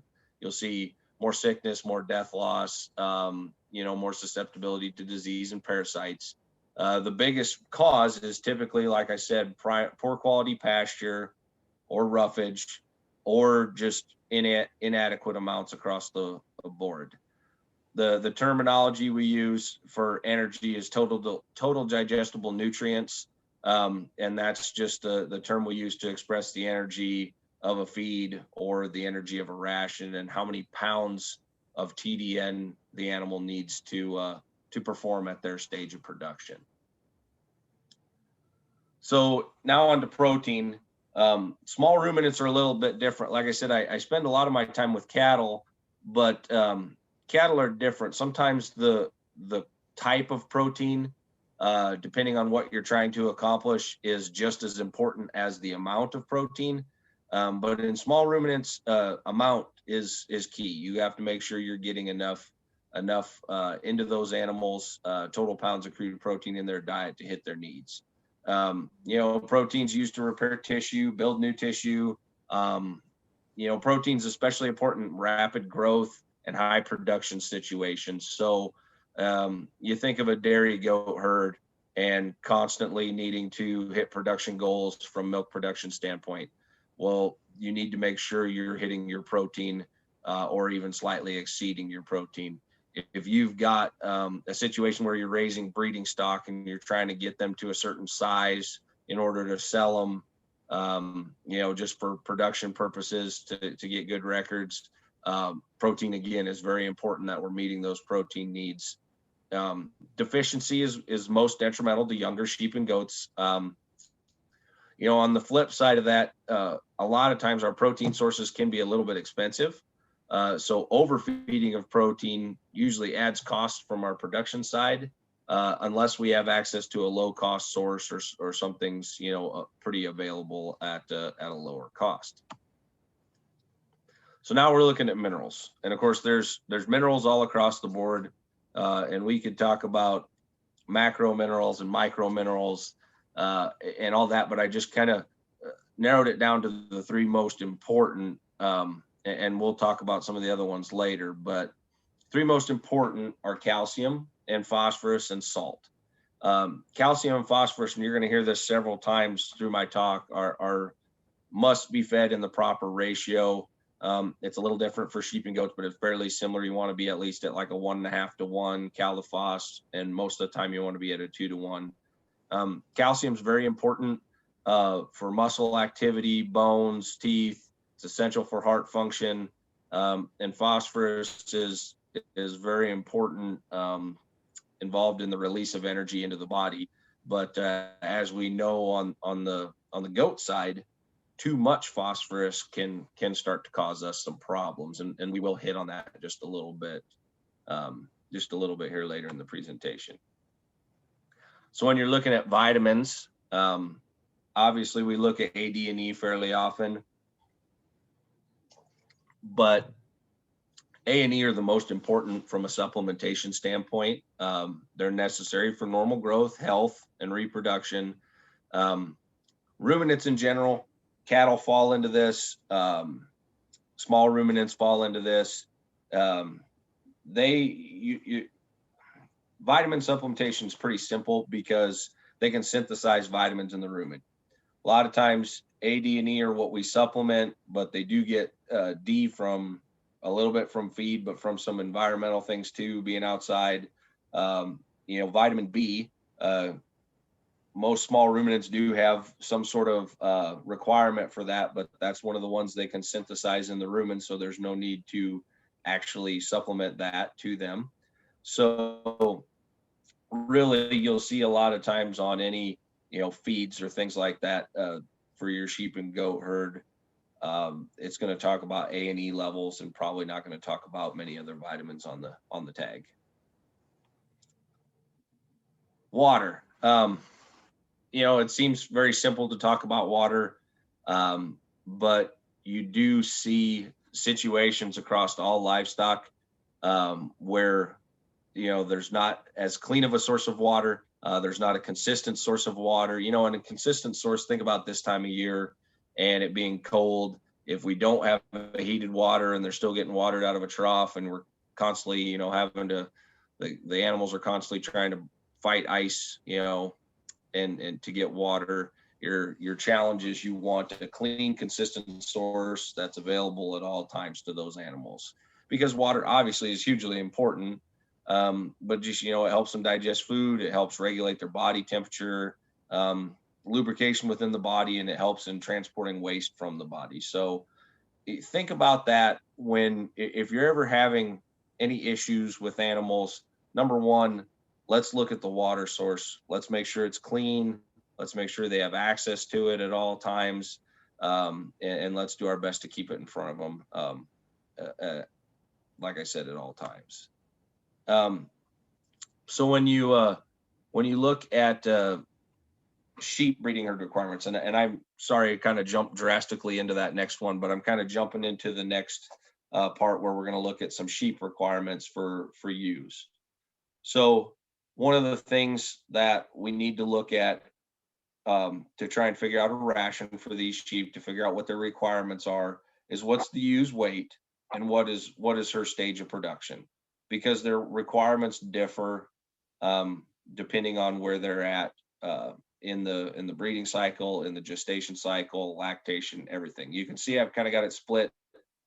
Pre-breeding, first 15 weeks of gestation, the requirements are a little different than what they are the last 4 weeks. And then you look at the first 6 to 8 weeks of lactation versus the last 4 to 6 weeks of lactation. And then of course in sheep and goats both, singles versus twins or triples plays a big role in what that ewe's requirement is. Like we talked about before, you see TDN down there, but one of the things we look at is, are we getting enough dry matter intake into those animals? So dry matter intake is essentially the pounds of feed you're getting into them minus the water that's actually in the feed. So you look, if you need 4 pounds of dry matter intake for an animal, and the ration that you have put together is 80% dry matter, that would mean you're actually feeding 5 pounds as fed of a ration to hit that dry matter intake need. So that's where that comes from. Then we look at total protein from a pound standpoint, total digestible nutrients from a pound standpoint, and then we look at calcium and phosphorus both in a weight or percentage standpoint. We'll look at percentage, we'll look at weight, but it's really making sure we're getting enough and keeping it in that proper, approximately 2-to-1 ratio. So just to give you a little bit of an idea, I just pulled some requirements here. And there is a great resource, and I'm trying to find the first page. Okay, the first page of it here. It's the Alabama Cooperative Extension System. And the actual study sheet is called ANR-812, and it's just put on from Alabama A&M and Auburn universities. It talks about nutrient requirements of sheep and goats at varying stages of production, all the way from lambs all the way through the breeding herd. And this is where I utilize a lot of information to see what my requirements are. So just as an example, when you look at what a requirement is for a ewe based off of, let's just say, the last 4 weeks of gestation. If I have a ewe that weighs 154 pounds, she's going to need to eat 4 pounds of dry matter per day. That's about 2.6% of her body weight on a dry matter basis. She needs about 0.43. So in that 0.4 to 0.5 pounds of total protein in the diet. And she needs about 2.5 pounds of TDN. And then obviously we need to make sure that we have that calcium and calcium phosphorus in close to a 2-to-1 ratio. The things that change, obviously the weight of the ewe changes what the requirements are. Lambing rate, if you have a good idea of what your average lambing rate is, if it's 130 to 150% or 175%, or you're looking more like 100 to 120, that does make a difference in how much, mostly protein and a little bit energy, how much you need to provide to those animals. So that plays a big role in what we're looking at. But those are the type of things we're looking at when we're looking at the feedstuffs that you have and how to put those together into a ration that's going to work for those sheep. Goats, a lot of the things are the same. It's not horribly different just from a basic nutrition standpoint. You're still looking at the weight of the doe. You're still looking at dry matter intake, pounds of protein, pounds of total digestible nutrients, calcium and phosphorus. Stages of production are split up a little differently.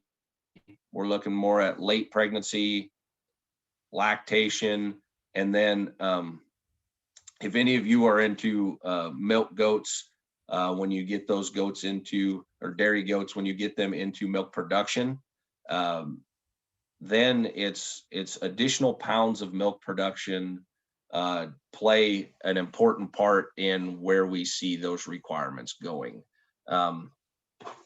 I think I have some sheep requirements or some goat requirements here. So very similarly, if you're looking at a 130 pound doe, she's going to eat about 2.5 pounds of dry matter, 2.4 to 2.5 pounds of dry matter. That's total protein, and this is just for maintenance. She'd be at about 0.2 of a pound of total protein.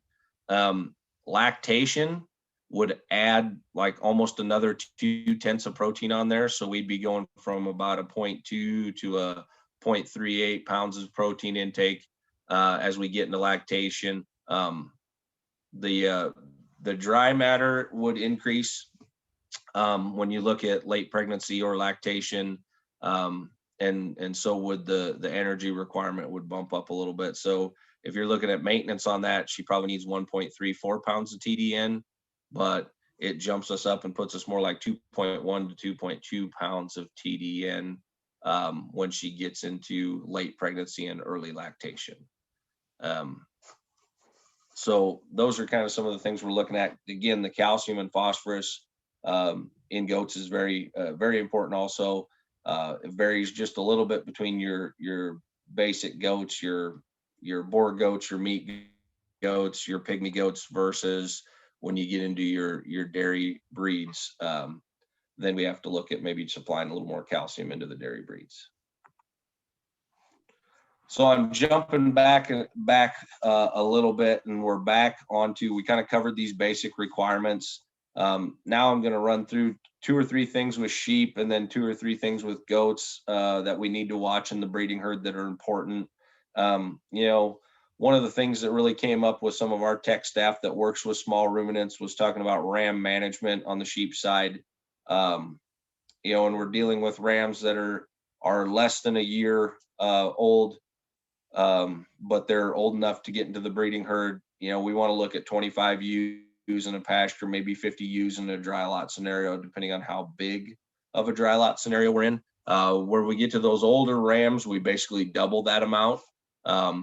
And you can see that also changes probably a little bit in multiple ram pastures, because you kind of have to account for fighting and who the dominant rams are. Obviously, we'd like to have those rams put together in the groups that they're going out to pasture or going into the dry lot with before we actually go out in the breeding season, so they kind of have established their pecking order before you turn them out with your ewes. Semen check, it's very important in the breeding herd. You can get rid of a ram before he causes you problems, especially if you're in a multiple ram pasture. If your dominant ram ends up being a poor semen check or actually bad, that's definitely going to affect on how well your ewes come lambing season. Like to see 28 centimeters or bigger scrotal at a year of age. And then we have to watch how we're feeding those rams. If you need to keep your rams in shape, we need to look at a protein level on the feed below 16%. Want to use more fat than carbohydrates in that also. We want to avoid pizzle rot and any damage to the penis in those rams, especially from a developmental standpoint, all the way up into your mature rams. And then also just from a semen check standpoint and a quality standpoint, don't forget about your rams. Mineral supplementation during the off season is a big deal. At least start getting it into them leading up a few months prior to the breeding season. I think we see that across the board, whether you're dealing with cattle, with goats, with sheep. It's very easy when they're not out with the herd. Rams, bucks, bulls, they're all kind of a pain in the butt. you don't really know what to do with them. You kind of want to get them off away from everybody else, but we need to remember that come breeding season, they're extremely important to us. So we need to make sure and continue to take care of them in the off season so that they can perform for us when we get into the breeding season. Just looking at kind of some sheep mineral and breeding, just kind of the basics of it. It seems industry wide when you research things, when you talk to producers, it seems like a lot of places only start feeding mineral about 30 days prior to breeding. That seems to be common. To improve those benefits, we really should get it into them 60 days prior and continue feeding all the way through the season. Feeding year round helps prevent deficiencies, try to help prevent any challenges or health issues before they even happen. And some of the things that you see decrease when you're on a better mineral program or a year-round mineral program, you'll see less lost pregnancies, a little better conception rate, better performance, less death loss, less sickness are all common when you get into a year-round mineral program for your herd. If you're not on a year-round program, it's pretty typical that when you do put mineral back out 30, 60 days before breeding or whatever it is, they'll probably hit the mineral pretty hard. You need to understand that they'll probably do that for a little bit, and then typically if it's a good quality mineral, they will eventually level out and get to that optimum intake level. If you're actually having the opposite problem and you aren't getting enough consumption, the first thing to do is consider changing your feed replacement. The other is sometimes there may be some things where the mineral is not necessarily fitting your situation and you need to evaluate your program. And then just remembering again, and we've kind of hit on this, but calcium is very important in supporting reproduction in sheep. So it's just important in making sure we're getting enough calcium into those ewes for both breeding and for both those lambs, growing inside of them during pregnancy. So this slide's important for both sheep and goats. It's something we as a company has been looking at for a long time. Started with us on the cattle side. Rick Funkston with the University of Nebraska did research in cattle on fetal programming. And basically what we're looking at when we're talking about fetal programming is the things both from a stress standpoint and from a nutrition standpoint that happen to the mother have an effect on the offspring growing inside of them, and it'll have an effect on them as far as performance the rest of their life. One of the things they looked at in cattle was protein supplementation during second trimester. They've looked at mineral supplementation during the third trimester and the effects that it has on the animals moving forward in their life. The biggest thing from a sheep and goat standpoint is we want to maintain the ewe's body condition. A lot of times we can have some big fluctuations depending on what our available forage resources are, when we're actually, going to have lambing or kidding season, and what kind of weather stresses we're going to see leading up to those lambs or those kids being born. You want to try to avoid stress as much as possible. A lot of stress at certain parts, whether it be weather stress, nutritional stress, all those things can have an effect on the offspring developing inside. So when you look kind of some general ones that applied to both sheep and goats was first trimester, they start organ development. So if we have a lot of stresses or nutritional deficiencies in those mothers as we're going through that first trimester, organ development in those kids can be affected. Second trimester, you start to see muscle development, reproductive organ development, and actually in sheep, I know we did some work on this and looked into this. A female, so a lamb, a female lamb developing inside during second trimester, her egg production can actually be determined at that point. And again, if we go back and there's a bunch of stress, a bunch of nutritional stress, or anything like that where we're lacking, it can basically change what her lifetime production is going to be. Same with, you look at muscle tissue development. If you're raising, breeding stock or just fattening out your lambs, or some wethers for slaughter, muscle tissue development's important, and you want them to maximize the amount of muscle tissue they're going to have. Third trimester, obviously, you've got the most body growth during that, and then you're kind of finishing overall development of everything that was started in the first and second trimester.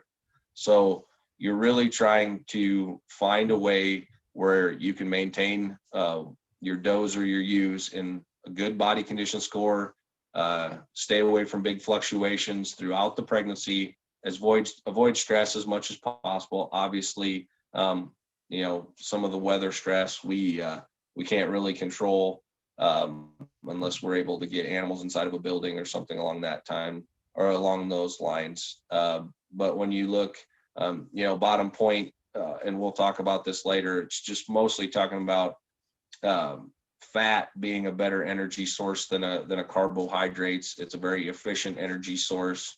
So a lot of times if we do need to push more energy to maintain that body condition score, or we're having fluctuating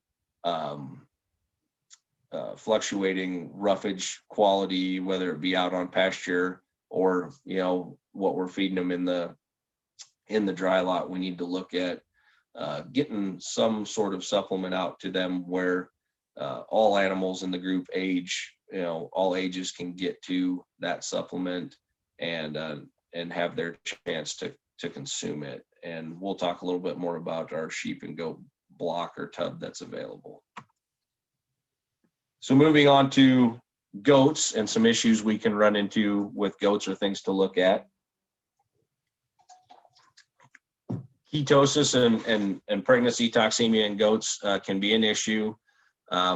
More often than not, it's a dairy goat issue. It's not as seen as much in the other breeds, but it's definite threat to that goat in either late gestation or early lactation. The initial kind of cause is if they're carrying multiple kids or a larger kid, it can put some pressure and compress their rumen a little bit. So it forces them, they physically can't eat enough feed. It affects how much feed they can consume, which then can cause some issues. We can't get enough total digestible nutrients into them just because it's affected the volume that they eat. When this happens, it calls on fat reserves for energy. When they start breaking down their fat reserves, it can release ketones into the blood, and large quantities of this become toxic to the animal, and you can lose some does in early lactation because of this. So when we try to manage it, we want to look at, obviously we have to make the diet more energy dense, whether that be supplementing fat, feeding a little more grain, and decreasing the hay during that late gestation, early lactation period. That's a great option for us to try and stay away from them starting to call on those fat reserves. The big challenge is we are dealing with ruminant animals, and we can't make that change very rapidly. We need to gradually do that, pull away a little of the roughage, increase the grain or fat supplementation a little bit. We're trying to stay away from changing the rumen environment too quickly because the rumen pH will change, and that'll cause you some issues. Like I said, feeding supplemental fat will increase the energy the fastest. One thing they've said is you can look at feeding some of the roughage in a pelleted form, just because that doesn't take up quite as much space. You're still getting some roughage into the diet. You don't want to take all of the longer stem roughage away from a hay standpoint, because they do need that to chew on and to keep working with. And the other is if you've had issues in the past with certain does. Try to keep your records up to date so you know which ones are a little more prone to it. So maybe as you get into late gestation, you can sort some of those out and put them in a separate group, and feed them a little differently to try and stay away from having this issue. So bloat. Goats can have some bloat issues. One major cause is esophagus obstruction, because sometimes goats eat some stuff that they don't. I know that happens around here a little bit. We have a few pygmy goats around our place, and if you don't keep certain things away from them, they'll chew on just about everything. When this happens, typically you need a vet's help. You can try to massage it up or down along the esophagus, but we never want to use something to force the object further down to try and get it and clear it out of there. This cause isn't near as common as the second one, where you have a foam bloat. Foam bloat's just basically a few different things can cause it. A quick diet change, brought up too quickly on grain, an animal jumps, they're in one pen, they jump into a completely different pen with ones that are getting worked up and finished and fed a higher grain diet to be finished, and then they jump in there and eat too much. Fresh spring clover. Clover is an issue for a lot of ruminants. It can cause that foaming really quickly. And then there's some different weeds and forms that produce high starch levels in response to when the weather gets colder. That can happen. Obviously goats prefer some of those things a lot of the times, and they'll eat on those. So just watch as we get into fall and we get into colder weather, that can happen. But all these things tend to cause a pH shift in the rumen. You lose some of the normal microbes that are in there, they die off, and the other microbes increase and produce foam while breaking down the feed. And this foam builds up in there and it blocks the entrance to the esophagus, preventing the escape of gas, and you get a buildup. Sometimes you can tube these animals and get some of the excess gas off. A lot of time with foam bloat, the vets have some certain things that they do like to tube down them. Everyone's got different ideas. Mineral oil is one of the things that's used. You tube a little mineral oil down them. Mineral oil is supposed to kind of coat those that foam and break the bubbles down a little bit, and get them to pass that gas. But a lot of times if you're having a bloat problem, your best bet's usually to get a hold of your vet to help you get those animals down before the bloat causes them to die. So we talked a little bit about sheep mineral, and so I'm going to talk a little bit about goat mineral in general here. Bioavailable of nutrients is an important thing on goat mineral. That's basically the amount that can be utilized or absorbed in the mineral. A lot of goat mineral tags will have either a percent bioavailability, or it'll say percent ash on the tag. Ideally, you'd like to have that be 90% or higher. If it falls below 85% absorption or 85% bioavailable, a lot of times those nutrients will pass through the animal and just get excreted in urine and in feces. So when you're looking at a goat mineral, you really want to watch that tag for either percent bioavailable or percent ash. Obviously, your organic minerals are more available than inorganic mineral sources, so you want to look for chelated minerals, different things like that. I know just from our side of things, our goat mineral has organic zinc, copper, manganese, and cobalt to help in our goat minerals. That's from a company called Zinpro. We utilize some of their organic trace minerals in our minerals, both in sheep and goat and on the cattle side also. So calcium, phosphorus, again, just kind of like sheep, any imbalance can result in availability issues, health issues. One thing about phosphorus in goats is we want to stay away from elevated phosphorus levels.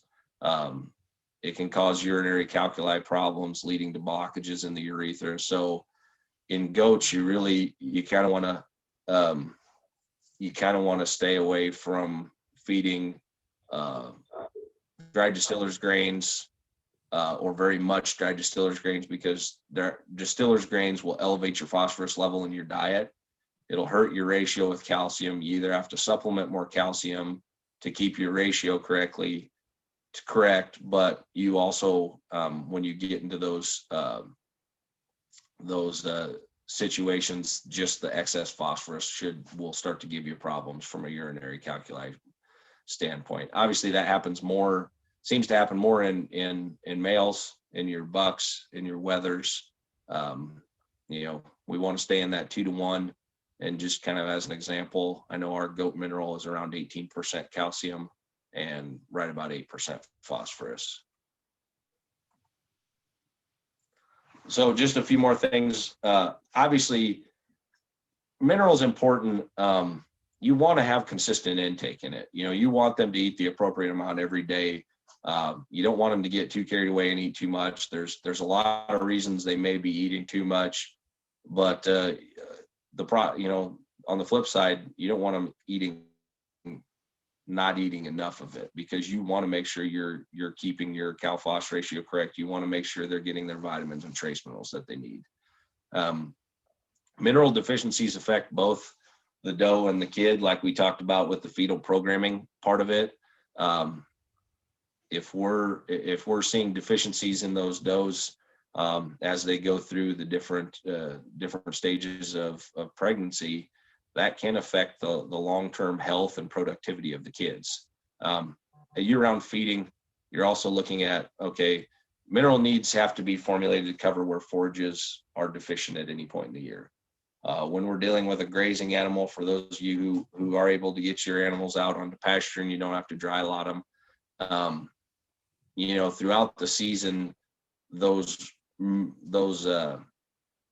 forages fluctuate. They tend to start to go down. You're at your highest point, if we're looking at a May, June turnout time, those grasses and those forages, their levels are as good as they're going to be in throughout the season.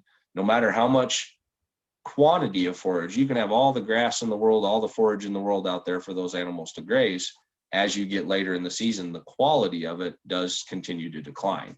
So you have to make sure that the mineral you're using is going to cover, where those forages are lacking at any point during the year. So, what are the things that are available? Earlier I talked about a protein and fat tub, our AccuRation sheep and goat tubs. We have minerals formulated for both goats, both sheep. We have texturized and pelleted feeds available for a lot of stages. And then through our dealer and co-op network, some of them have grind and mix facilities to do grain mixes. I have quite a few of them that do custom mixes for goats using a product called Goat Charge as the base, as the supplement, and for sheep using just a product called Sheep Balancer. And a lot of those co-ops and dealers are able to make mixes for goats and sheep based off what stage of production they're at, where do we need to be from a protein standpoint, and what kind of local feedstuffs can we utilize by doing that. So then this, quickly, I'm just going to run through a couple things on product. This is our AccuRation high fat sheep and goat tub. You can see it's 25% protein, 10% fat. It's a great product to just kind of, for lack of a better term, level things out for you.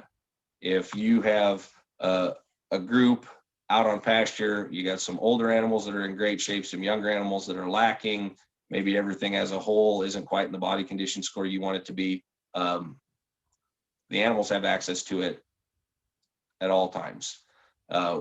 People have fed it in the dry lot. You just want to change the tub position. In a dry lot, you want to put it in a spot where it's maybe not as convenient, but it can, it gives you basically a weather resistant protein source and fat source. There are some vitamins and minerals added to it that help balance nutrient deficiencies in fair quality forages as you go through the season, and the quality of the forage goes way down. You probably better have a mineral out there also. But it also supports what we were talking about in fetal programming. We call it sustained nutrition. where you're able to keep, you want to keep that fat, which is a great energy source for sheep and goats, up there. And then obviously from a sheep standpoint, it doesn't contain any added copper. Like we talked about earlier, fat is 2.5 times more energy dense than corn and other carbohydrate source. So it's an efficient source. Supplemental fat's also a precursor for cholesterol. So it's responsible for igniting reproductive hormones in ewes and does. So you can see as you're maybe leading into breeding season, you can start to feed this a little early and ramp things up for your herd. This goes back to also talking about the importance of their body condition. Our AccuRation program, we call that an intake modifying program. A lot of times we will say you're seeing a 1/2 pound to 1 pound intake per head per day of these tubs. In my experience, depending on forage quality, you may not even hit a 1/2 pound if you're dealing with some reasonable quality forages, or if the does or ewes are in pretty good shape. But you'll see a 1/4 or 1/3 of a pound intake until maybe the forages start to decline in quality. Sheep mineral, we've got options. I just wanted to highlight that we have one, and it's an economical feed rate. It's about 1 ounce per head per day is your expected rate. As we've talked the whole time, it's got that 2-to-1 ratio. You're trying to reduce ketosis, milk fever. You want to help those ewes during pregnancy so that you have strong lambs at lambing time. It's got the Avela-4, the zinc product in there to help with hoof integrity and healing. That helps also with the healing of the reproductive tract post lambing. And you got your vitamin E and selenium. You're trying to increase fertility, immune function, wool production, if that's what you need, and help to prevent white muscle disease and stillborn lambs. Our sheep mineral, we have one with and one without, but one has the wind and rain feed technology. And essentially that's a coating that's on it that helps eliminate water retention and clumping or bricking in the feeder. It'll kind of shed the water. And even though it has that on there and it sheds that water, it does not prevent digestion, and it actually helps the sheep continue to consume the mineral even after it's been rained on. Purina Lamb and Ewe, it's a 15%. It's called Lamb and Ewe because it's for all life stages. It gets used anything from supplement to ewes, supplement to rams, creep feed for new lambs. We have we actually have goat customers using it typically with their kids, but also just kind of to be a supplement to their does. Highly palatable, does have Decox in it to help control coccidiosis, and it's got ammonium chloride to help reduce the incidence of urinary calculi, so it can be fed to rams. A few goat options. There's a goat grower / finisher. Again, it's kind of that fits a lot of life stages. It's 14%. Again, it's low enough in protein. You can feed it to the older sheep or goats in your operation. You're just trying to use it to support growth and performance. It's a fairly economical option. And again, you can have it for all life stages from creep to adult. I'd say probably the reason we see more people using the sheep product is you have a few people that have sheep and goats both on their farm, and they're just trying to stay away from copper and some other things that could cause some issues for them. Here's the goat mineral. We've had really good luck with it the last couple of years. Again, start off with that 2-to-1 ratio. You're trying to reduce ketosis, milk fever. You're trying to encourage cervical dilation, and again, you're trying to have those quick responding strong kids after you fed it through the pregnancy and into your kidding season. Some of the things that are in it, it does have the Avela copper in it. Again, So if you have both sheep and goats, you want to keep this away from your sheep herd. It's got the Avela zinc, just like the sheep mineral does. You got the cobalt and the manganese all in there. So you've got the full Avela 4 package in there for those goats to help with all those different things that are listed up on the screen. Kind of just to jump to one thing really quick. In our sheep mineral, during the spring, summer, fall season, we do have sheep mineral available with a product called Clarifly in it. And it is a product from a company called Central Life Sciences, and it's a feed through larvicide. So you feed it through the mineral program or through feed. A lot of times the flies are laying their eggs in either fresh manure or other organic, waste within the pen or somewhere. Those eggs will hatch into larvae, and they'll attempt to continue to develop. Clarifly uses a hormone, and it halts the development of those larvae so they don't develop into the adult flies. So by feeding this, you can keep your fly levels down in your pasture, in your dry lot, wherever you're running your sheep herd. It's a great product. It's used, Clarifly can be actually used in horses and cattle and a lot of other places as a feed through. And it's a very effective tool in trying to control flies in your herd. So to kind of finish up here, Purina's been really focused on sheep and goat opportunities moving forward in sheep and goat producers.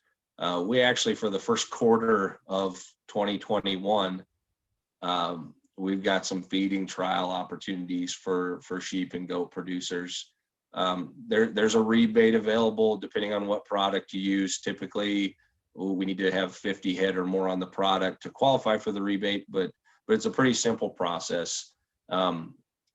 You contact local dealer, co-op, salesperson. We'll work with you to see what segment of your operation you want to try and improve, or what nutritional things you want to look at. There's a form. We work with you through the process. We fill out the form.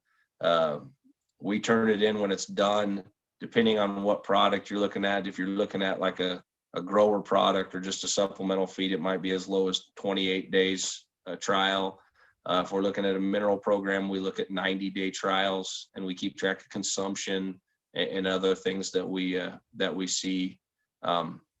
Once the trial's complete and all the information's turned in, the rebate will be funneled back to you through whatever dealer and co-op you work with.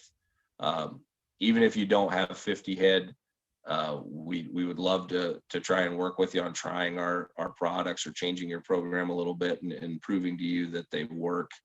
So this is out here actually for the first 3 months of 2021. We can, as long as a trial is started by the latter part of March, we can jump into this program.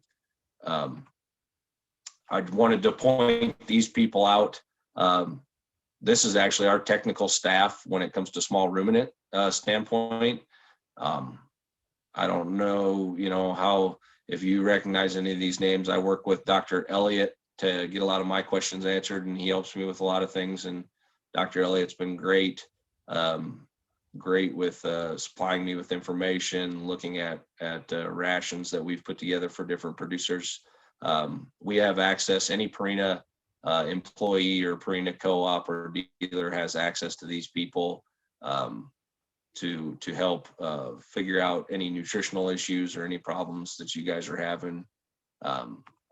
As far as for those of you who maybe don't know who to contact, as you move forward, if you have interest in talking to somebody about your herd's nutrition, talking to somebody about a trial program, I'm more than happy to be that contact person. My contact information's on the screen. And if you guys want to reach out to me, I can direct you to your most local dealer or co-op or salesperson that could, help you moving forward with your operation. With that, I will field any questions that anybody has. Anytime you guys have questions, I'm more than happy to field a phone call or an email from anyone. So please jot down my information. So, Dr. Magnuson, we have several questions. Let me get on the chat and then we'll get some more from here also. You have Clarify in a goat product. Not right now, because I think if I remember correctly, Clarify goats is one of the species. I don't know if they have full clearance for it yet. So as of right now, we don't have it in a goat product, but we just have it in some of the sheep products. So here's another question we have. Currently, I feed a 14% grain mix and grass hay. Wondering if I could switch some of the grass hay out for an alfalfa pellet, or what would be the best recommendation for goats? So I would say if you're not having any issues nutritionally with those goats, I would say, let's not worry about changing anything. But if you feel like you're struggling to get enough body condition, get enough energy into those goats, you can reduce the amount of hay that you're feeding of the grass hay. You can supplement a little bit of alfalfa pellet or something like that into that, or and then that'll also allow you maybe to increase your grain if you're struggling from an energy standpoint. You can increase some of your grain to try and get your energy levels up in your diet. One other question we have, Nebraska in general has normal soil and feed selenium levels, but not sure how frequent deficiencies are found in sheep growers. So you're saying how often do you see selenium deficiency? Yeah, in sheep. In sheep, I don't have a great answer for that. That's probably something I'd want to ask Dr. Elliott or somebody like that, that would have a little bit more knowledge than I would on that. It's probably pretty similar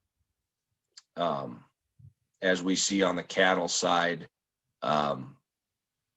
Selenium deficiency doesn't happen very often in this state as a whole. In fact, clear up towards the northern part of my territory, kind of along the South Dakota border, Nebraska, South Dakota border, maybe in like Knox County, there's some spots where there's actually excess selenium in the soil, and we tend to fight too much selenium. And I know on the cattle side, we have some minerals where we actually have lower supplemental selenium levels in the mineral. But typically throughout the state of Nebraska, you wouldn't struggle too much with selenium deficiencies, at least when you're looking at forage, and if you combine it with a mineral program, you should be in pretty good shape, selenium wise. But as far as how common it is or how frequently, I don't have a great answer for that, but I can talk to Dr. Elliott and get an intelligent response for you guys. Okay. One other question I had is your presentation, could you send it to us so I could send it to people, or do you have somewhere they could go online to pick it up or something? I can put it into a PDF and send it to you, and then you can disperse it from there. That's just fine. Okay, I just want to check with you. I had some questions on that. So we really appreciate you. And I don't see any more questions. Oh, here's one more. Do you recommend feeding the high fat accumulation tub to use that are age use or body condition scores of 4, or just allow free access to any and all use?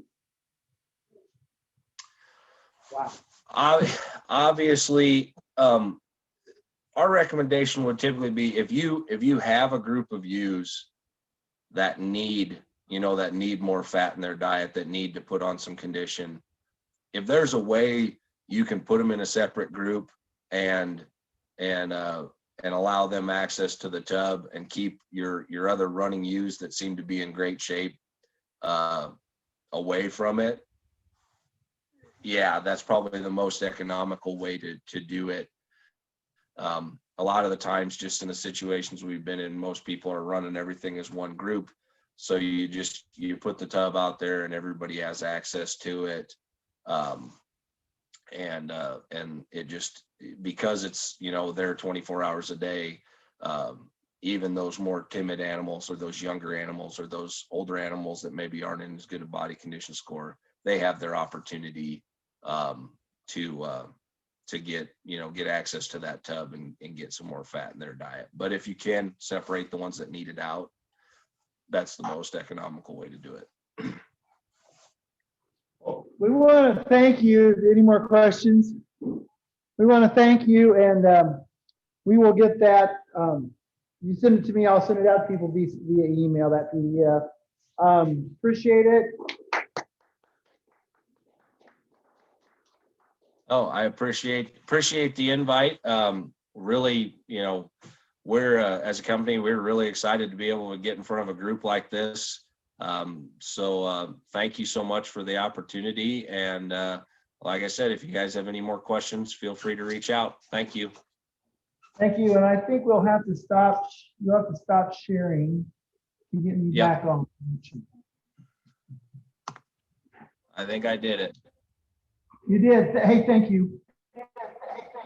All right. Thank you very much. Enjoy the rest of your day. Yeah, thank you and appreciate it. And we'll do this again sometime. All right. Thank you.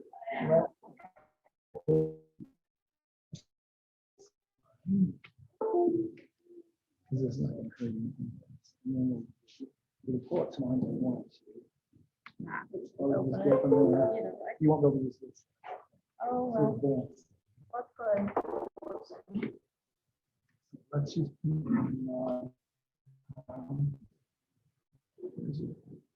Minimize it.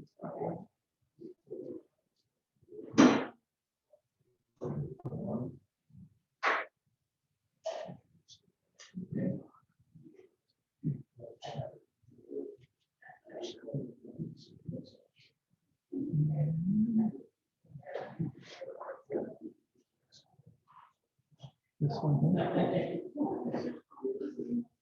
one. Yeah, no. And save it to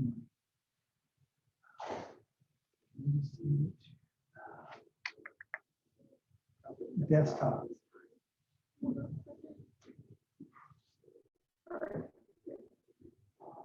Sorry, Ryan. No, you're good.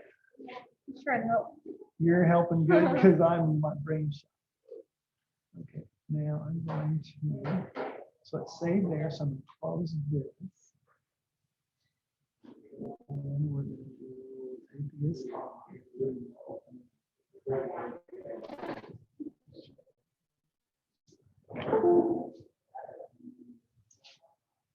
It should be right here. Okay, then we go back up to Zoom. No, not yet. I probably should. Let me minimize this. Oh, wait, here. Go over here and hit this button. There. You've been good help. Okay.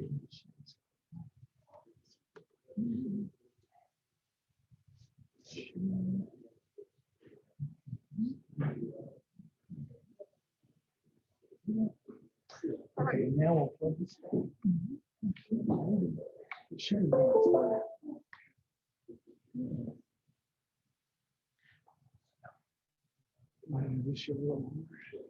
Either way, I can do something.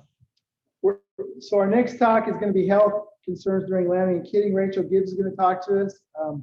Rachel's working on a PhD now, right? At the University of Nebraska, grew up on a large sheep farm. I'm going to let her tell a little bit more about that. So go ahead, Rachel. Yes, thank you all for having me today. I'm excited to be here and get to meet some of you. I am a Texas native. When he says large, it's probably not as large as some of the other operations, maybe in this room and on Zoom. But I did raise sheep and goats throughout my entire life. My family and I raised Granville Lake sheep for a long time. And now we have a group of South Down ewes, and we raise a little bit of a seed stock closed lamb operation right now. But I've had the pleasure to be working on some large scale operations in the Forgo industry as well. And so from that and my experience as an undergrad at A&M, and then my master's degree here at Nebraska, I've kind of really found my niche in the sheep and goat industry. And I'm really excited to hopefully pursue a career in this industry. And so today I just kind of wanted to talk about some of the different health concerns during lambing and kidding that I think are important